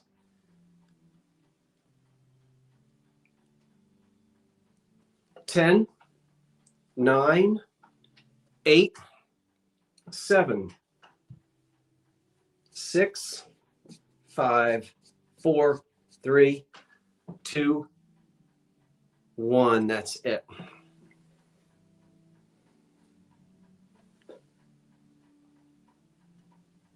Come on, Granny, you need to wake up and get in the bed. They aren't they charming? Just, you know, a bygone era. They are lovely, and they're very heavy. They'll hold up some books. The stop is in Julie Bryan at 37. Julie, you might be new to me. I think you might be, and if so, I'm delighted. 37. I'm not sure if I remember you or Julie, Julie.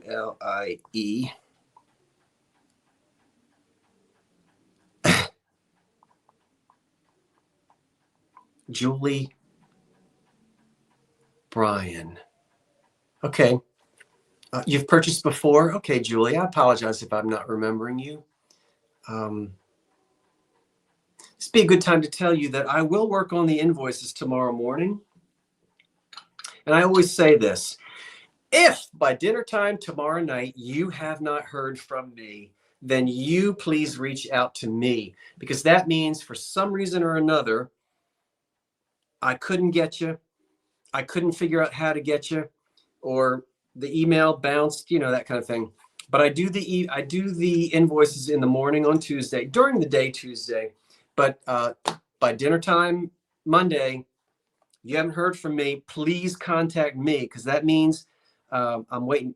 I can't get you. That's just a general announcement for anybody. Yeah. Okay. Is that all right? Let's do the Heisey tumblers. Starting at 50.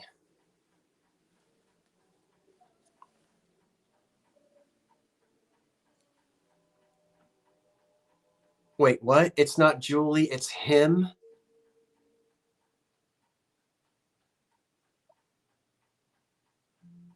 Him what? All right. I have a set of 6 of these. I'm just holding up 2. So we're looking for an opening bid of $50, and you're bidding on a set of 6 Heisey Colonial iced tea glasses, footed. These were introduced in 1907 by the Heisey Glass Company. Introduced in 1907, and I've got 6 of them. They were advertised as footed iced tea glasses. They're heavy. They're 7.5 inches tall. You already know the quality of Heisey. These bad boys are $39 per stem on replacements. You know I'm not going to charge that much. Replacements is a wonderful, wonderful service. I've toured the factory. It's a wonderful place to go and visit. But we've got 6 of them. And it is what would be called a colonial pattern. And most glass companies had colonial patterns. Colonial patterns always had wide panels. They're usually not embossed with any type of, the decoration is usually just wide panels. And that would be called a colonial pattern. Now, not all Heisey is marked. Excuse me. Sometimes it is. Sometimes it's marked twice. Sometimes it's not marked at all. These are unmarked, but they are the Heisey colonial pattern. And they're in excellent condition. They're not cloudy, they're not chipped, they're not cracked, they have no dishwasher damage, and they are heavy. You know, when you get your hands on these, you've got a nice piece of glass, and all 6 of them are in the same lovely condition. I was thrilled to find these. The high bid right now is $110. Any questions?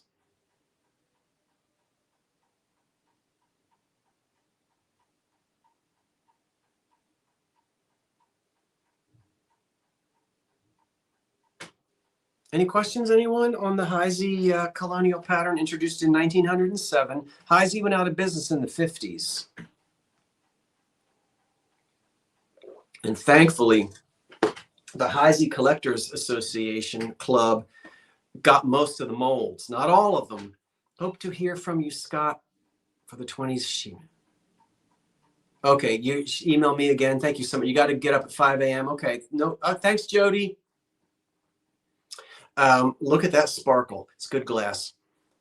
They're 7 inches tall, about 7.5 inches tall. And they are considered footed iced tea glasses. I mean, but you know, again, they put out every type of stem you can think of, and they are a nice water or iced tea glass. 6 of them. Let's count them down. The high bid now is $120 for the 6 of them. The Heisey stems. 10, 9, 8, 7, 6, 5, 4, 3, 2, 1. That's it. That's going to be a big box. We might be shipping. We'll see. You know me. I'll figure out the box. Sometimes I have to ship in 2 boxes because I try not to go over 12 by 12 by 19. We'll see what I can do to get those packed up. All right, the Heisey set of 6 colonial pattern tumblers, stems, are on their way. Come here to me, you. And you come here to me too. Yes, Karen, it's fabulous. What's fabulous? Fabuloso. Did I write down? Okay.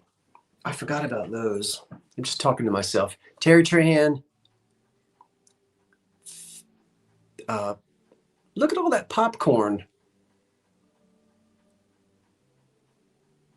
All right, Karen is giving it an extra second, a couple of seconds, because you guys are fighting for them.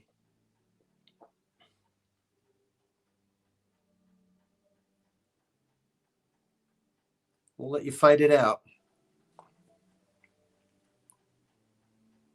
Don't. Oh, wait, my computer just went blank. I don't know why it's doing that tonight. Now I can't see it. Wait a minute. Okay, there it goes.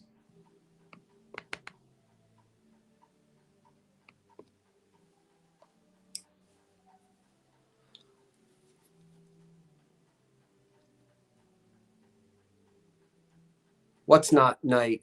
That's not right. What's not right? Holy cow, Batman.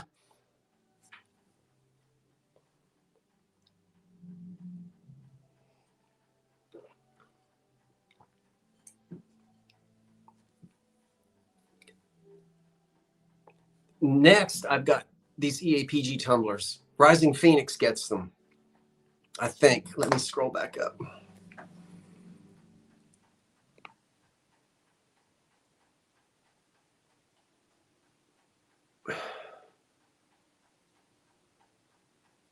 Oh, wait. Karen says no. Hold on. So everybody hold on. Please don't say anything until I can see. Please don't call a winner, folks, until the moderator does. You really, if you don't, let me scroll back up. I see it's Ollie the Landy. Okay. Ollie the Landy. Got it. Let me scroll back up. There it is. Karen, thank you so much. I appreciate it. Thank you. There you go. You're asked.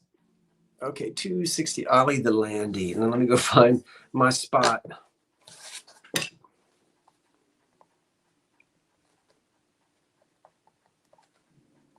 Thank you, Ollie.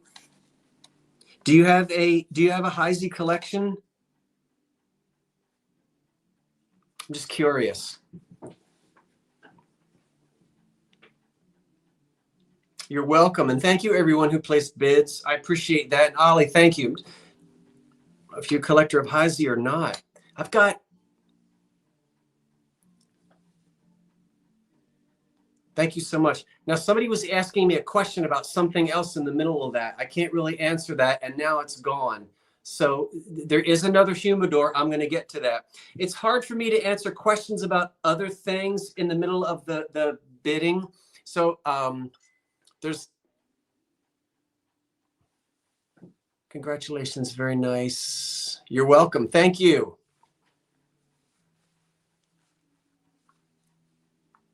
I have one more humidor, just one. It's got, I guess we'll do that next. Oh, it's a gift. Hey, Scott, whatever happened with that bedroom lamp set that had the Wedgwood look? It was 2 bedside lamps and an over the bed lamp. I'll have to, that's not Wedgwood. I don't know. It's not ringing a bell, Cat Law. Not ringing a bell.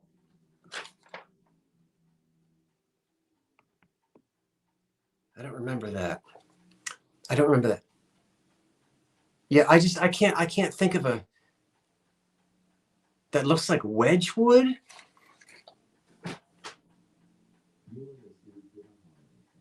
I'm not remembering that, but let's keep going. I'll try to think about it. Gosh, that's bugging me that I can't remember that.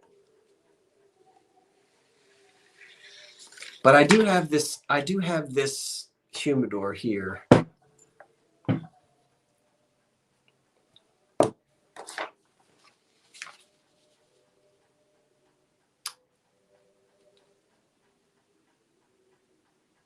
There it is again. Oh. Okay, let's do this. This piece, I'll tell you the condition problems before I put the price in, because I don't want anybody to bid on it or unless I tell you what the condition is on it first. We'll start first with the lid. The only problems with the lid on the outside is there's a tiny chip right there. And then on the inside, the lid has a couple of inner rim chips, as you can see. So here. This is pottery. So there are some chips on the inside of the lid. When that lid is in place, the only chip you see is right on the corner of the lid. I'm going to tell you the price in a minute. Now, the humidor itself, no chips around here. Wait a minute. Nope, no chips. And on the very bottom of it, I want you to see, and this is kind of typical for pottery. Do you see that glaze crack right there? We can see a line there, and there. Now, you can't see those on the inside. When you look, well, what am I getting all over me? It's not the kind, see, it's not really the kind of crack that is what I would consider serious damage. It's on the bottom of it, and it's not affecting, it doesn't go up the sides. So the sides of it isn't cracked. It's just that on the bottom. Now you can see what we can see partially of the maker's mark, and I'll tell you in a minute. But let's put the lid back on. I'm going to sit back down.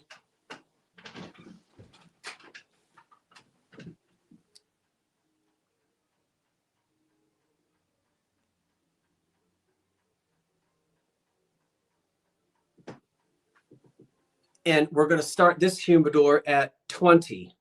This is a Simon Peter Gertz, and I had to do some work to find this out because it was hard to figure out that maker's mark. Simon Peter Gertz, lovely German. The stamp on this, I'll give you the information on it. So it starts at 20. The stamp on the bottom of this is going to date 1900 to 1915, about that. It's got a Majolica glaze. Isn't that pretty? So we've got men smoking. I know, hold it still. I'm trying to read a little bit too, and I'll give you, so there it is. You'll get this paperwork with it, as well as this. So made in Germany, Simon Peter Gertz. Born in 1830, founded his company in 1857. La la la la la. In Deutschland, he died in 1893, and his son-in-law took over, Wilhelm, blah, blah, blah. There goes my computer again. Company's products were distributed.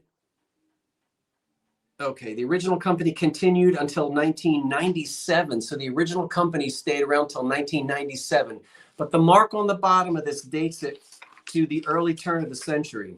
So there it is. Very pretty. It's a Majolica glaze. Huh?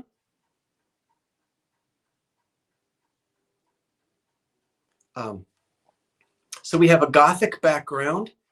And now I'll turn it around and let you see no damage around here. We see just about everybody here is smoking like one of those long clay pipes. Isn't that a pretty one? Yeah, I think so. I think it's pretty as well.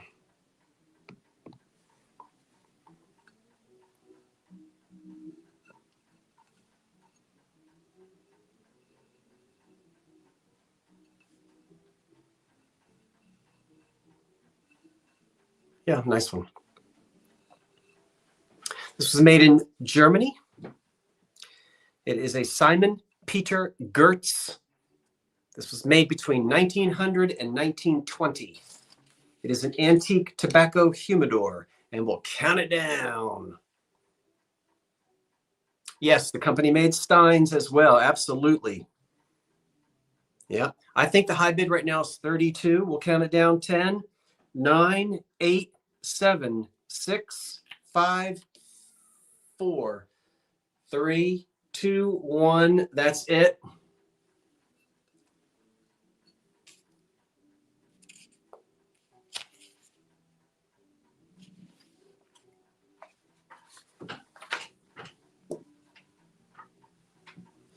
All right. Paintings. What time is it? 10:14. 10:14. Okay. I don't know if I have time for that piece or not, but I will do these. And I said I would do those, so I'll do those. Okay. I have a large collection of Steins. Oh. Yeah, I did read that the company did make Steins as well. Tina Bradford, 61. Thank you, Tina Bradford. All right, I appreciate that. Thank you. Let's quickly do this. The tumblers, $18. I do not believe these are Hazel Atlas, and I'm going to tell you why. I've got a set of 6 of them. They are sailboat tumblers, and they start at $18.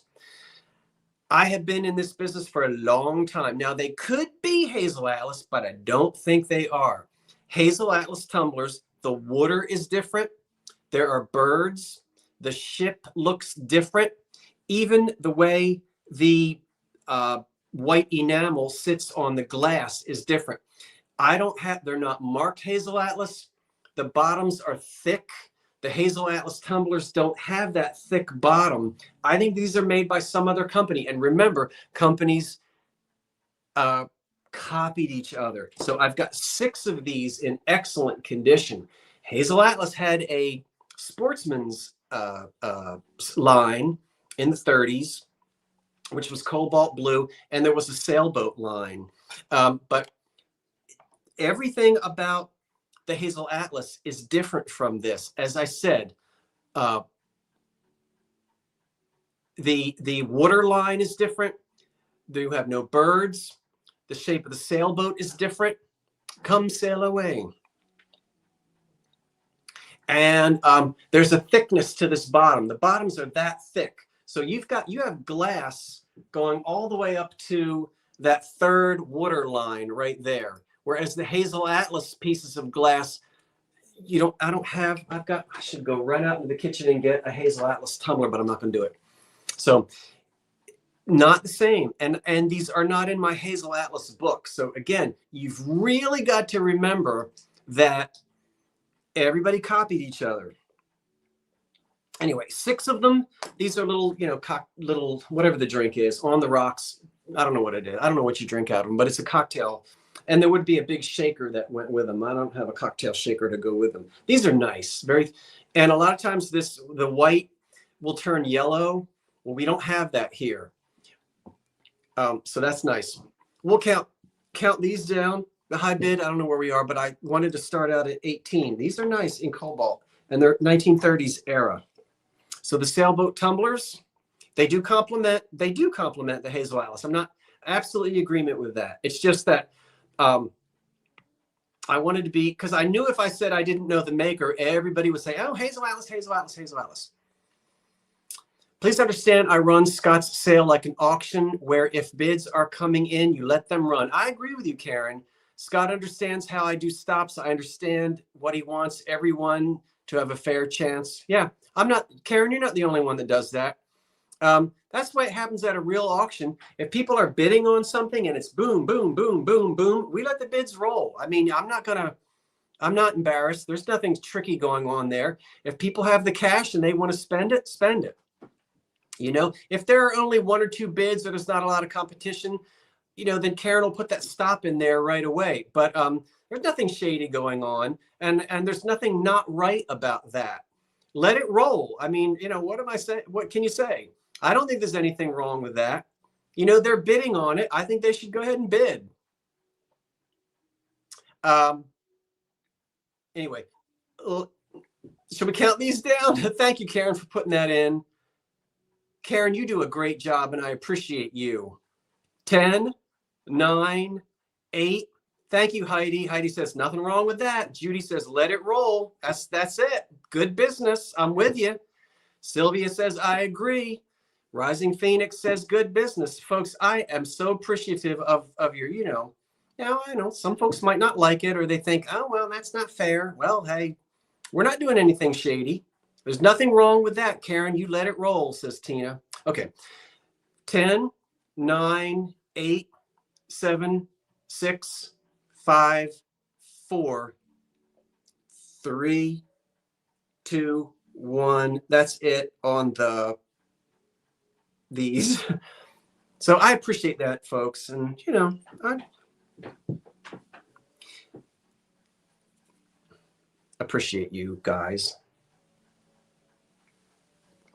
Okay. Let's see, where are we? Let me get.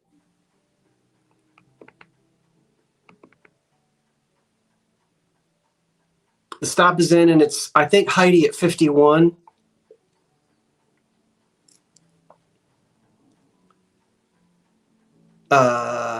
The stop, Heidi, wait a minute. I think, is it Heidi at 51?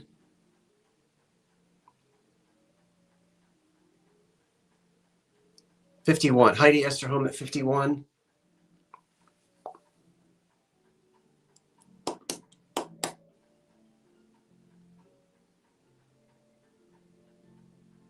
Heidi Esther home at 51 on the sailboat tumblers. Those are neat for the cocktail. What do you call it? Heidi Esther. Okay, I said we weren't going to go to 11 o'clock, and here is almost 10:30. English Hobnob. What are we going to do? We don't want to go till 11 o'clock. Let's try to get things. All right, I said these. Let's do these. I've got a set of 4 of these. These are okay. I have a set.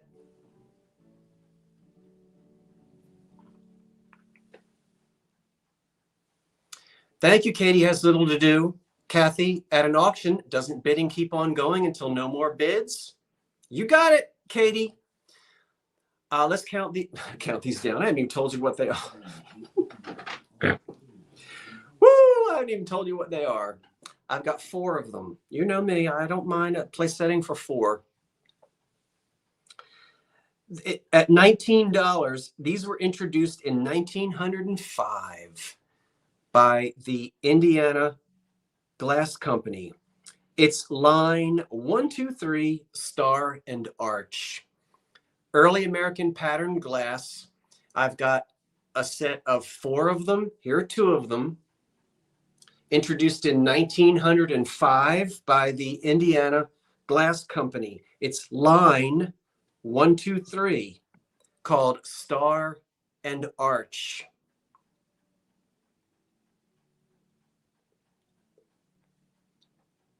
Philomena, I'm not ganging up on you. I saw a comment in there somewhere that said that's not, somewhere in there, something said that's wrong or that's not right. And I take issue with that. There's nothing wrong. Nothing was being geared. Nothing is negative being geared at anybody. And I have the right to speak up. So you're fine. No one is jumping on you, Philomena.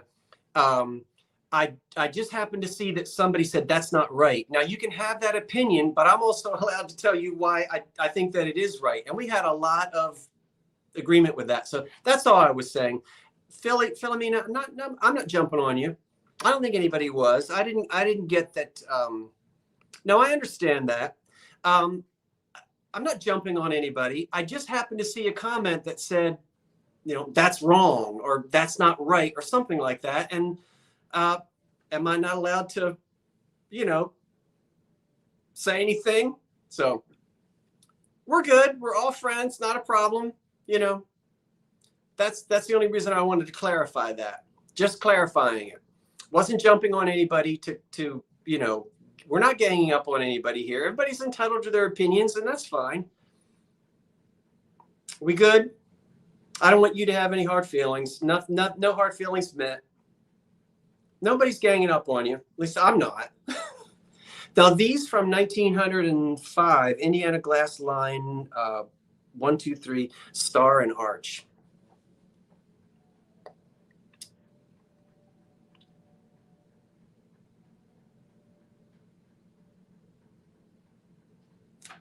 They stand. My heater just came on. I can't. Well, 6.5 inches tall. 6.5 inches tall on the line 123 Star and Arch, 1905.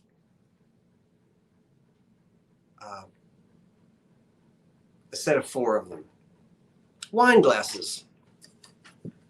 They're 6.5 inches tall.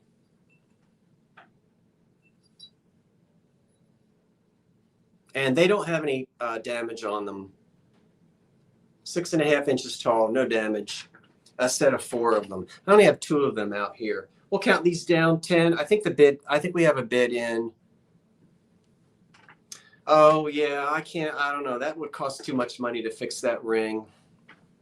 I don't know. It's in the dresser. It's in the top drawer it's in my underwear drawer, I think. 10. I think we, Elena Cunningham has the high bid of 19. 10, 9, 8, 7, 6, 5, 4, 3, 2, 1. That's it on those.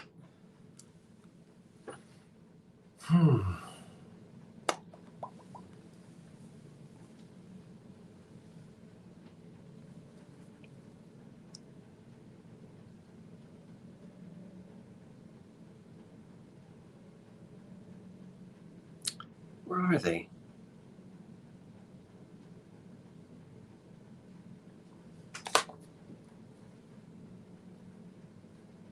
Oh, there they are. 21 to Elena.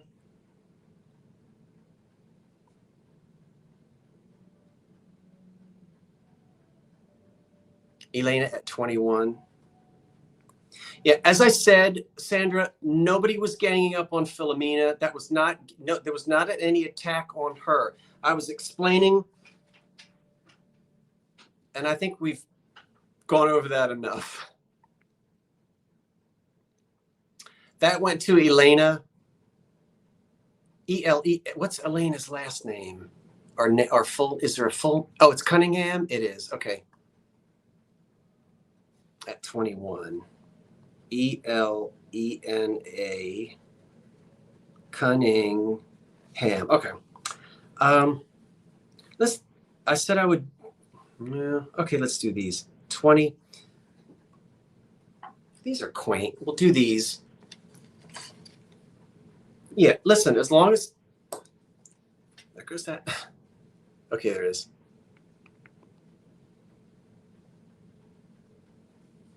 I have a pair of oil paintings, and they're signed. I can't read it. You guys can all decide. I'll zoom in on it. These are from the 30s or the 40s. I can tell by the frames. Probably the 40s. But these are going to start at 20, and I'll show them to you close up. But they're original oils done by somebody. They measure about 9 by 8 in size. And stand up. Here's one of them. Anyway, I'll let you see the name. I can't read it, so there it is. You guys can all decide what name you think that is. Okay. And this is the other one. So there are 2 of them. Let me see here for a second. I want to see something. Just bear with me for a moment, everybody.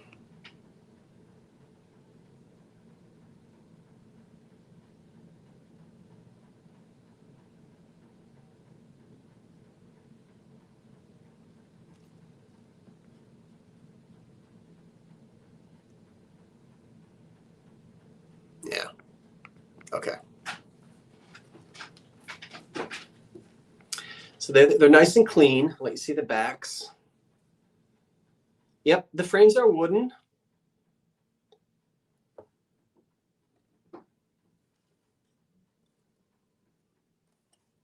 Yep. They're clean and very pretty.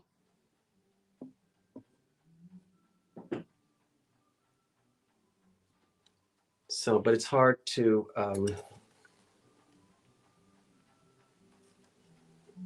and they are oils. And they're small, they're nice, quaint, you know, original. You certainly wouldn't, you know, you'd be the only one with them. As I said, they're not, here's the backs. Wooden frames. That's a typical 1930s, 40s frame in that with the gold paint on it. I don't know what the flowers are.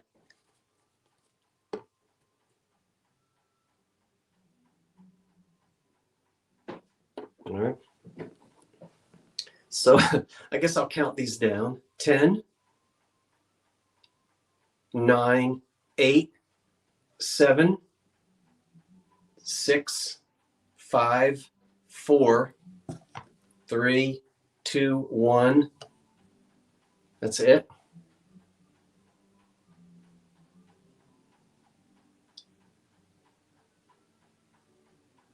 Calla lilies. Oh, can I do my Katharine Hepburn impersonation?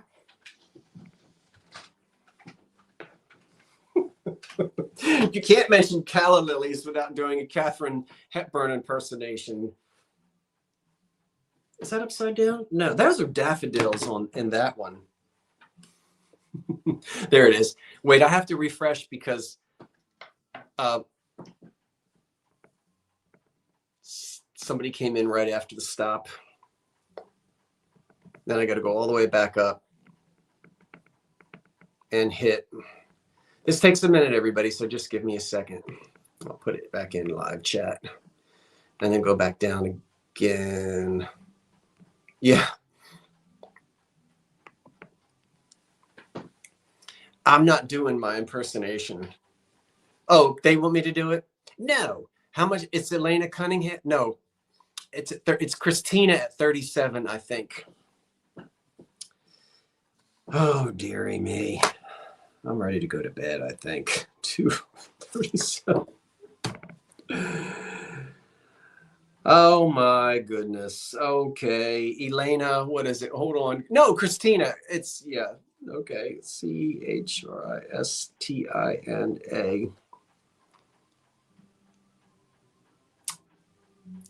Yeah. Christina gets them at 37. Let's do these little Christmas candles and then we'll probably call it a night. I have too much art. All right. Let's do these little dudes. We'll see if anybody wants them. They don't match, but they're old and people like old Christmas. This could be the last item for the night. I think so. I think I'm ready to call it quits. We could go till 11, but I think maybe I better call it quits for the night. Ooh. I have two of these. Oh, I love Eve Arden. These are both pre-war. They don't match, but it's $10 for the two of them. And they're really wonderful. So I have two old-timey Christmas candles. Don't worry about the light bulbs. I'm not, that's anybody can get those light bulbs. So this one has faded. The red has faded quite a bit on it, but they're both pre-war. And we'll look at the older one first. This one is older. This one is 30s. This is a composite type of material. And we can see there's a little bit of damage. Somebody tried to nail it probably to the windowsill. They did manage to put a hole through there. But this is molded. It's a type of a, it's not Bakelite, but it's a type of an early plastic. And there were all different types of early plastic. This has a wonderful old twisted cord, which is fine. I went ahead and put a new plug on this one. Now this is fine. This is a new plug. It looks kind of old, but I put that plug on there. The wiring is fine. And you can see the wax at the top. And I just love, this one is actually marked Clemco, Clemco. But that's an old one from the 30s. That's an old 30s one. Just have that one candle there. This one still retains its wonderful old cloth silk cord with a wonderful old deco Bakelite plug. And you can see that. Okay. And then this also is a type of an early type of a molded plastic. And this is all applied on here with foil, colored foil. And then the wax at the top. I don't know if this one is marked. I don't see a maker's mark on that one, but that's the old silk covered cord. I didn't have to rewire it. This cord is fine. You can use this, but even just for display, I love old Christmas. And I know many of you do as well. And I use old Christmas, but these I don't need. It's time for them to find a home in an old, with an old Christmas display. So I just love them.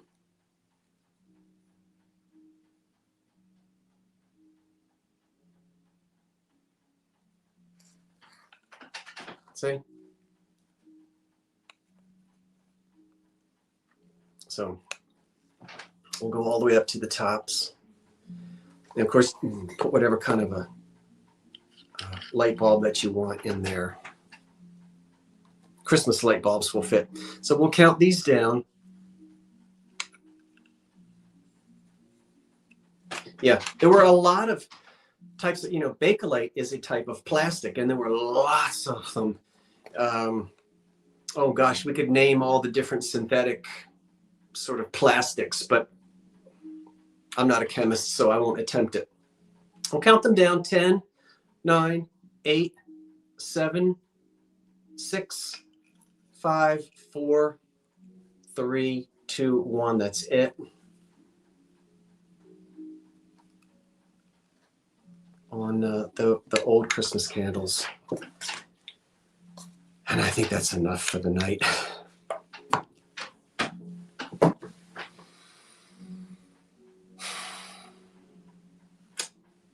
I did have a few more things, but I think we better call it a night. Let's see here. 2 pre-war Christmas candles. The stop is in, and I think it's Christina at 50. Is that the same Christina that got the 2 oil paintings? I think so. I know I have more than Scott. Read my comment. Kentucky, I can't, it's gone. I don't even know what it is. I can't, you have to understand that the comments fly up. I have to write this down. Christina at 50. Okay. Christina. I'm sorry, Kentucky Digger. I don't see it. It's T-I-N. Christina. Okay.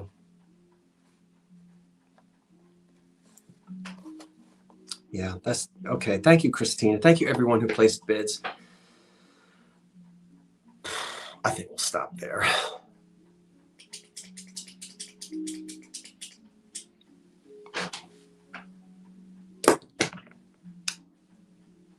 No, I don't need I'm not hungry. I'm not a snacker, but I do have an orange I can eat. I might have an orange, but I'm not hungry at the moment. But thank you anyway. I don't have any more old Christmas tonight. I'll have some more old Christmas next Monday night. Let me talk a little bit before we close the shop for the night. Now let me get my mind straight. I'll do the invoices tomorrow morning. I'm going to do the packing tomorrow. I want this in the mail on Wednesday. I'm really going to be jumping on this shipping. Next Monday night, join me and David. I can't remember whose channel it is, for the 2 Chaps live sale. And David and I, so I'll have some more old Christmas then, next Monday night. I definitely will have a drop sale this week. I don't know exactly when, but if you are subscribed to the channel, you'll know, because I'll have a preview and I'll let you know through the videos. Remember, I'm going to try to do Vlogmas to keep some folks comfortable, to keep some folks not comfortable. What's the word? To give you something to do during the Christmas season, something to watch. I was talking to Shane today, and I'm planning on going to their house, making Christmas cookies in their kitchen with them. They're coming here. We're going to make Christmas cookies in my kitchen. We're going to do some fun stuff, I think. Also, why don't you? Okay, so Vlogmas. I'm going to try to do a video every day. I'm going to try to, except take Sundays off.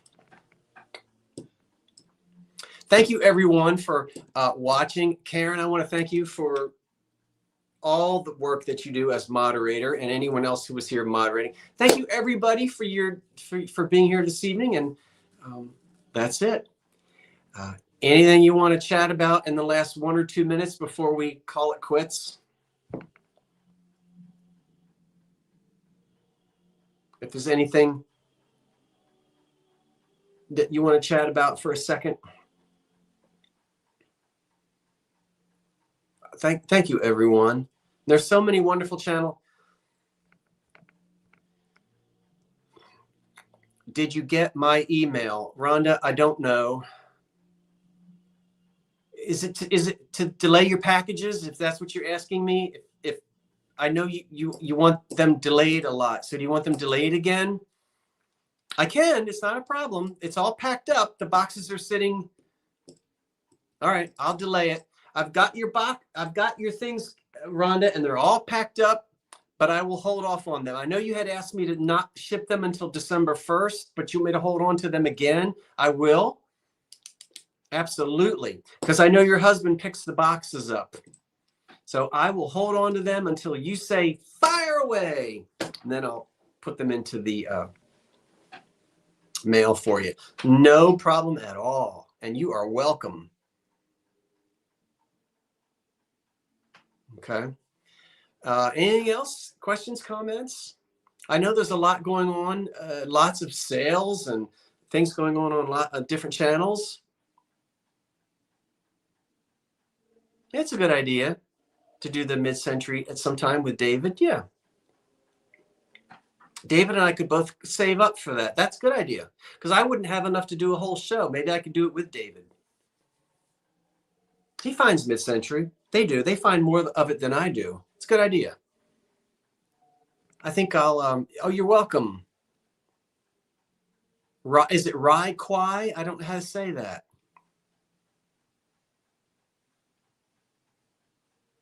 Okay, that's it. I think. You bought mid-century. Yeah, Jenny, they do have a lot of mid-century. They do. I think I don't see.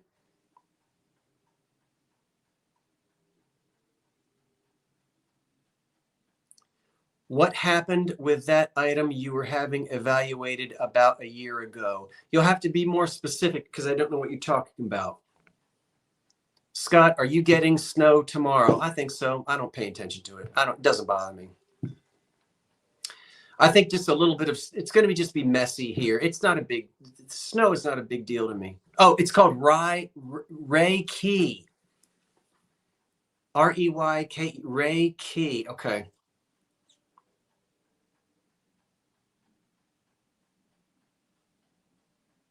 The painting. I can't, painting of what? Can you be real specific? You've got to remember, everybody, that I deal with like hundreds of items, and I just can't be more specific than you think you need to be. What painting? I can't remember. Tina, you're a Jersey girl. You're a Jersey girl at heart. I don't ever remember having a painting evaluated. Can you?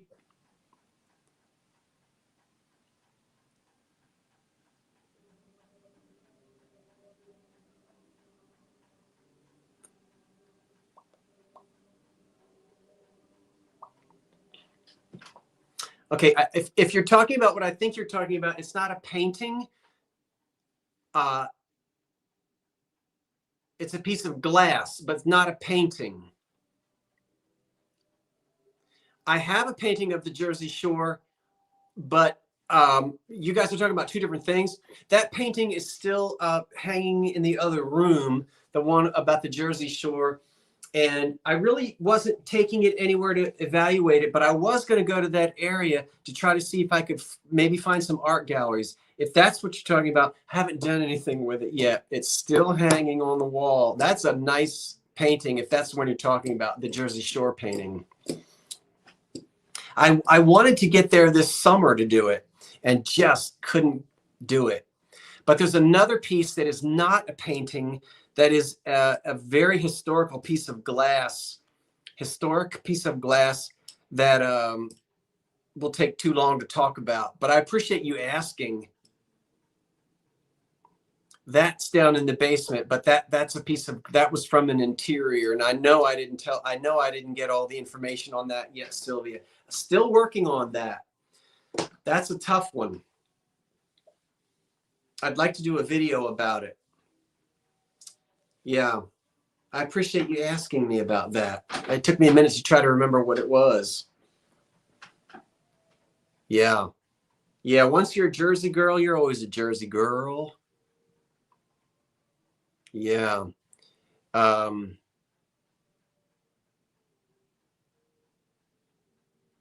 got to go out on Long Beach Island up to a place called Lavalier. Anyway, for that painting, but yeah, that now I remember what you're talking about. That's it. All right. Thank you, everyone. And to all a good night. Good night, everyone. Have a nice sleep. So long. Bye-bye.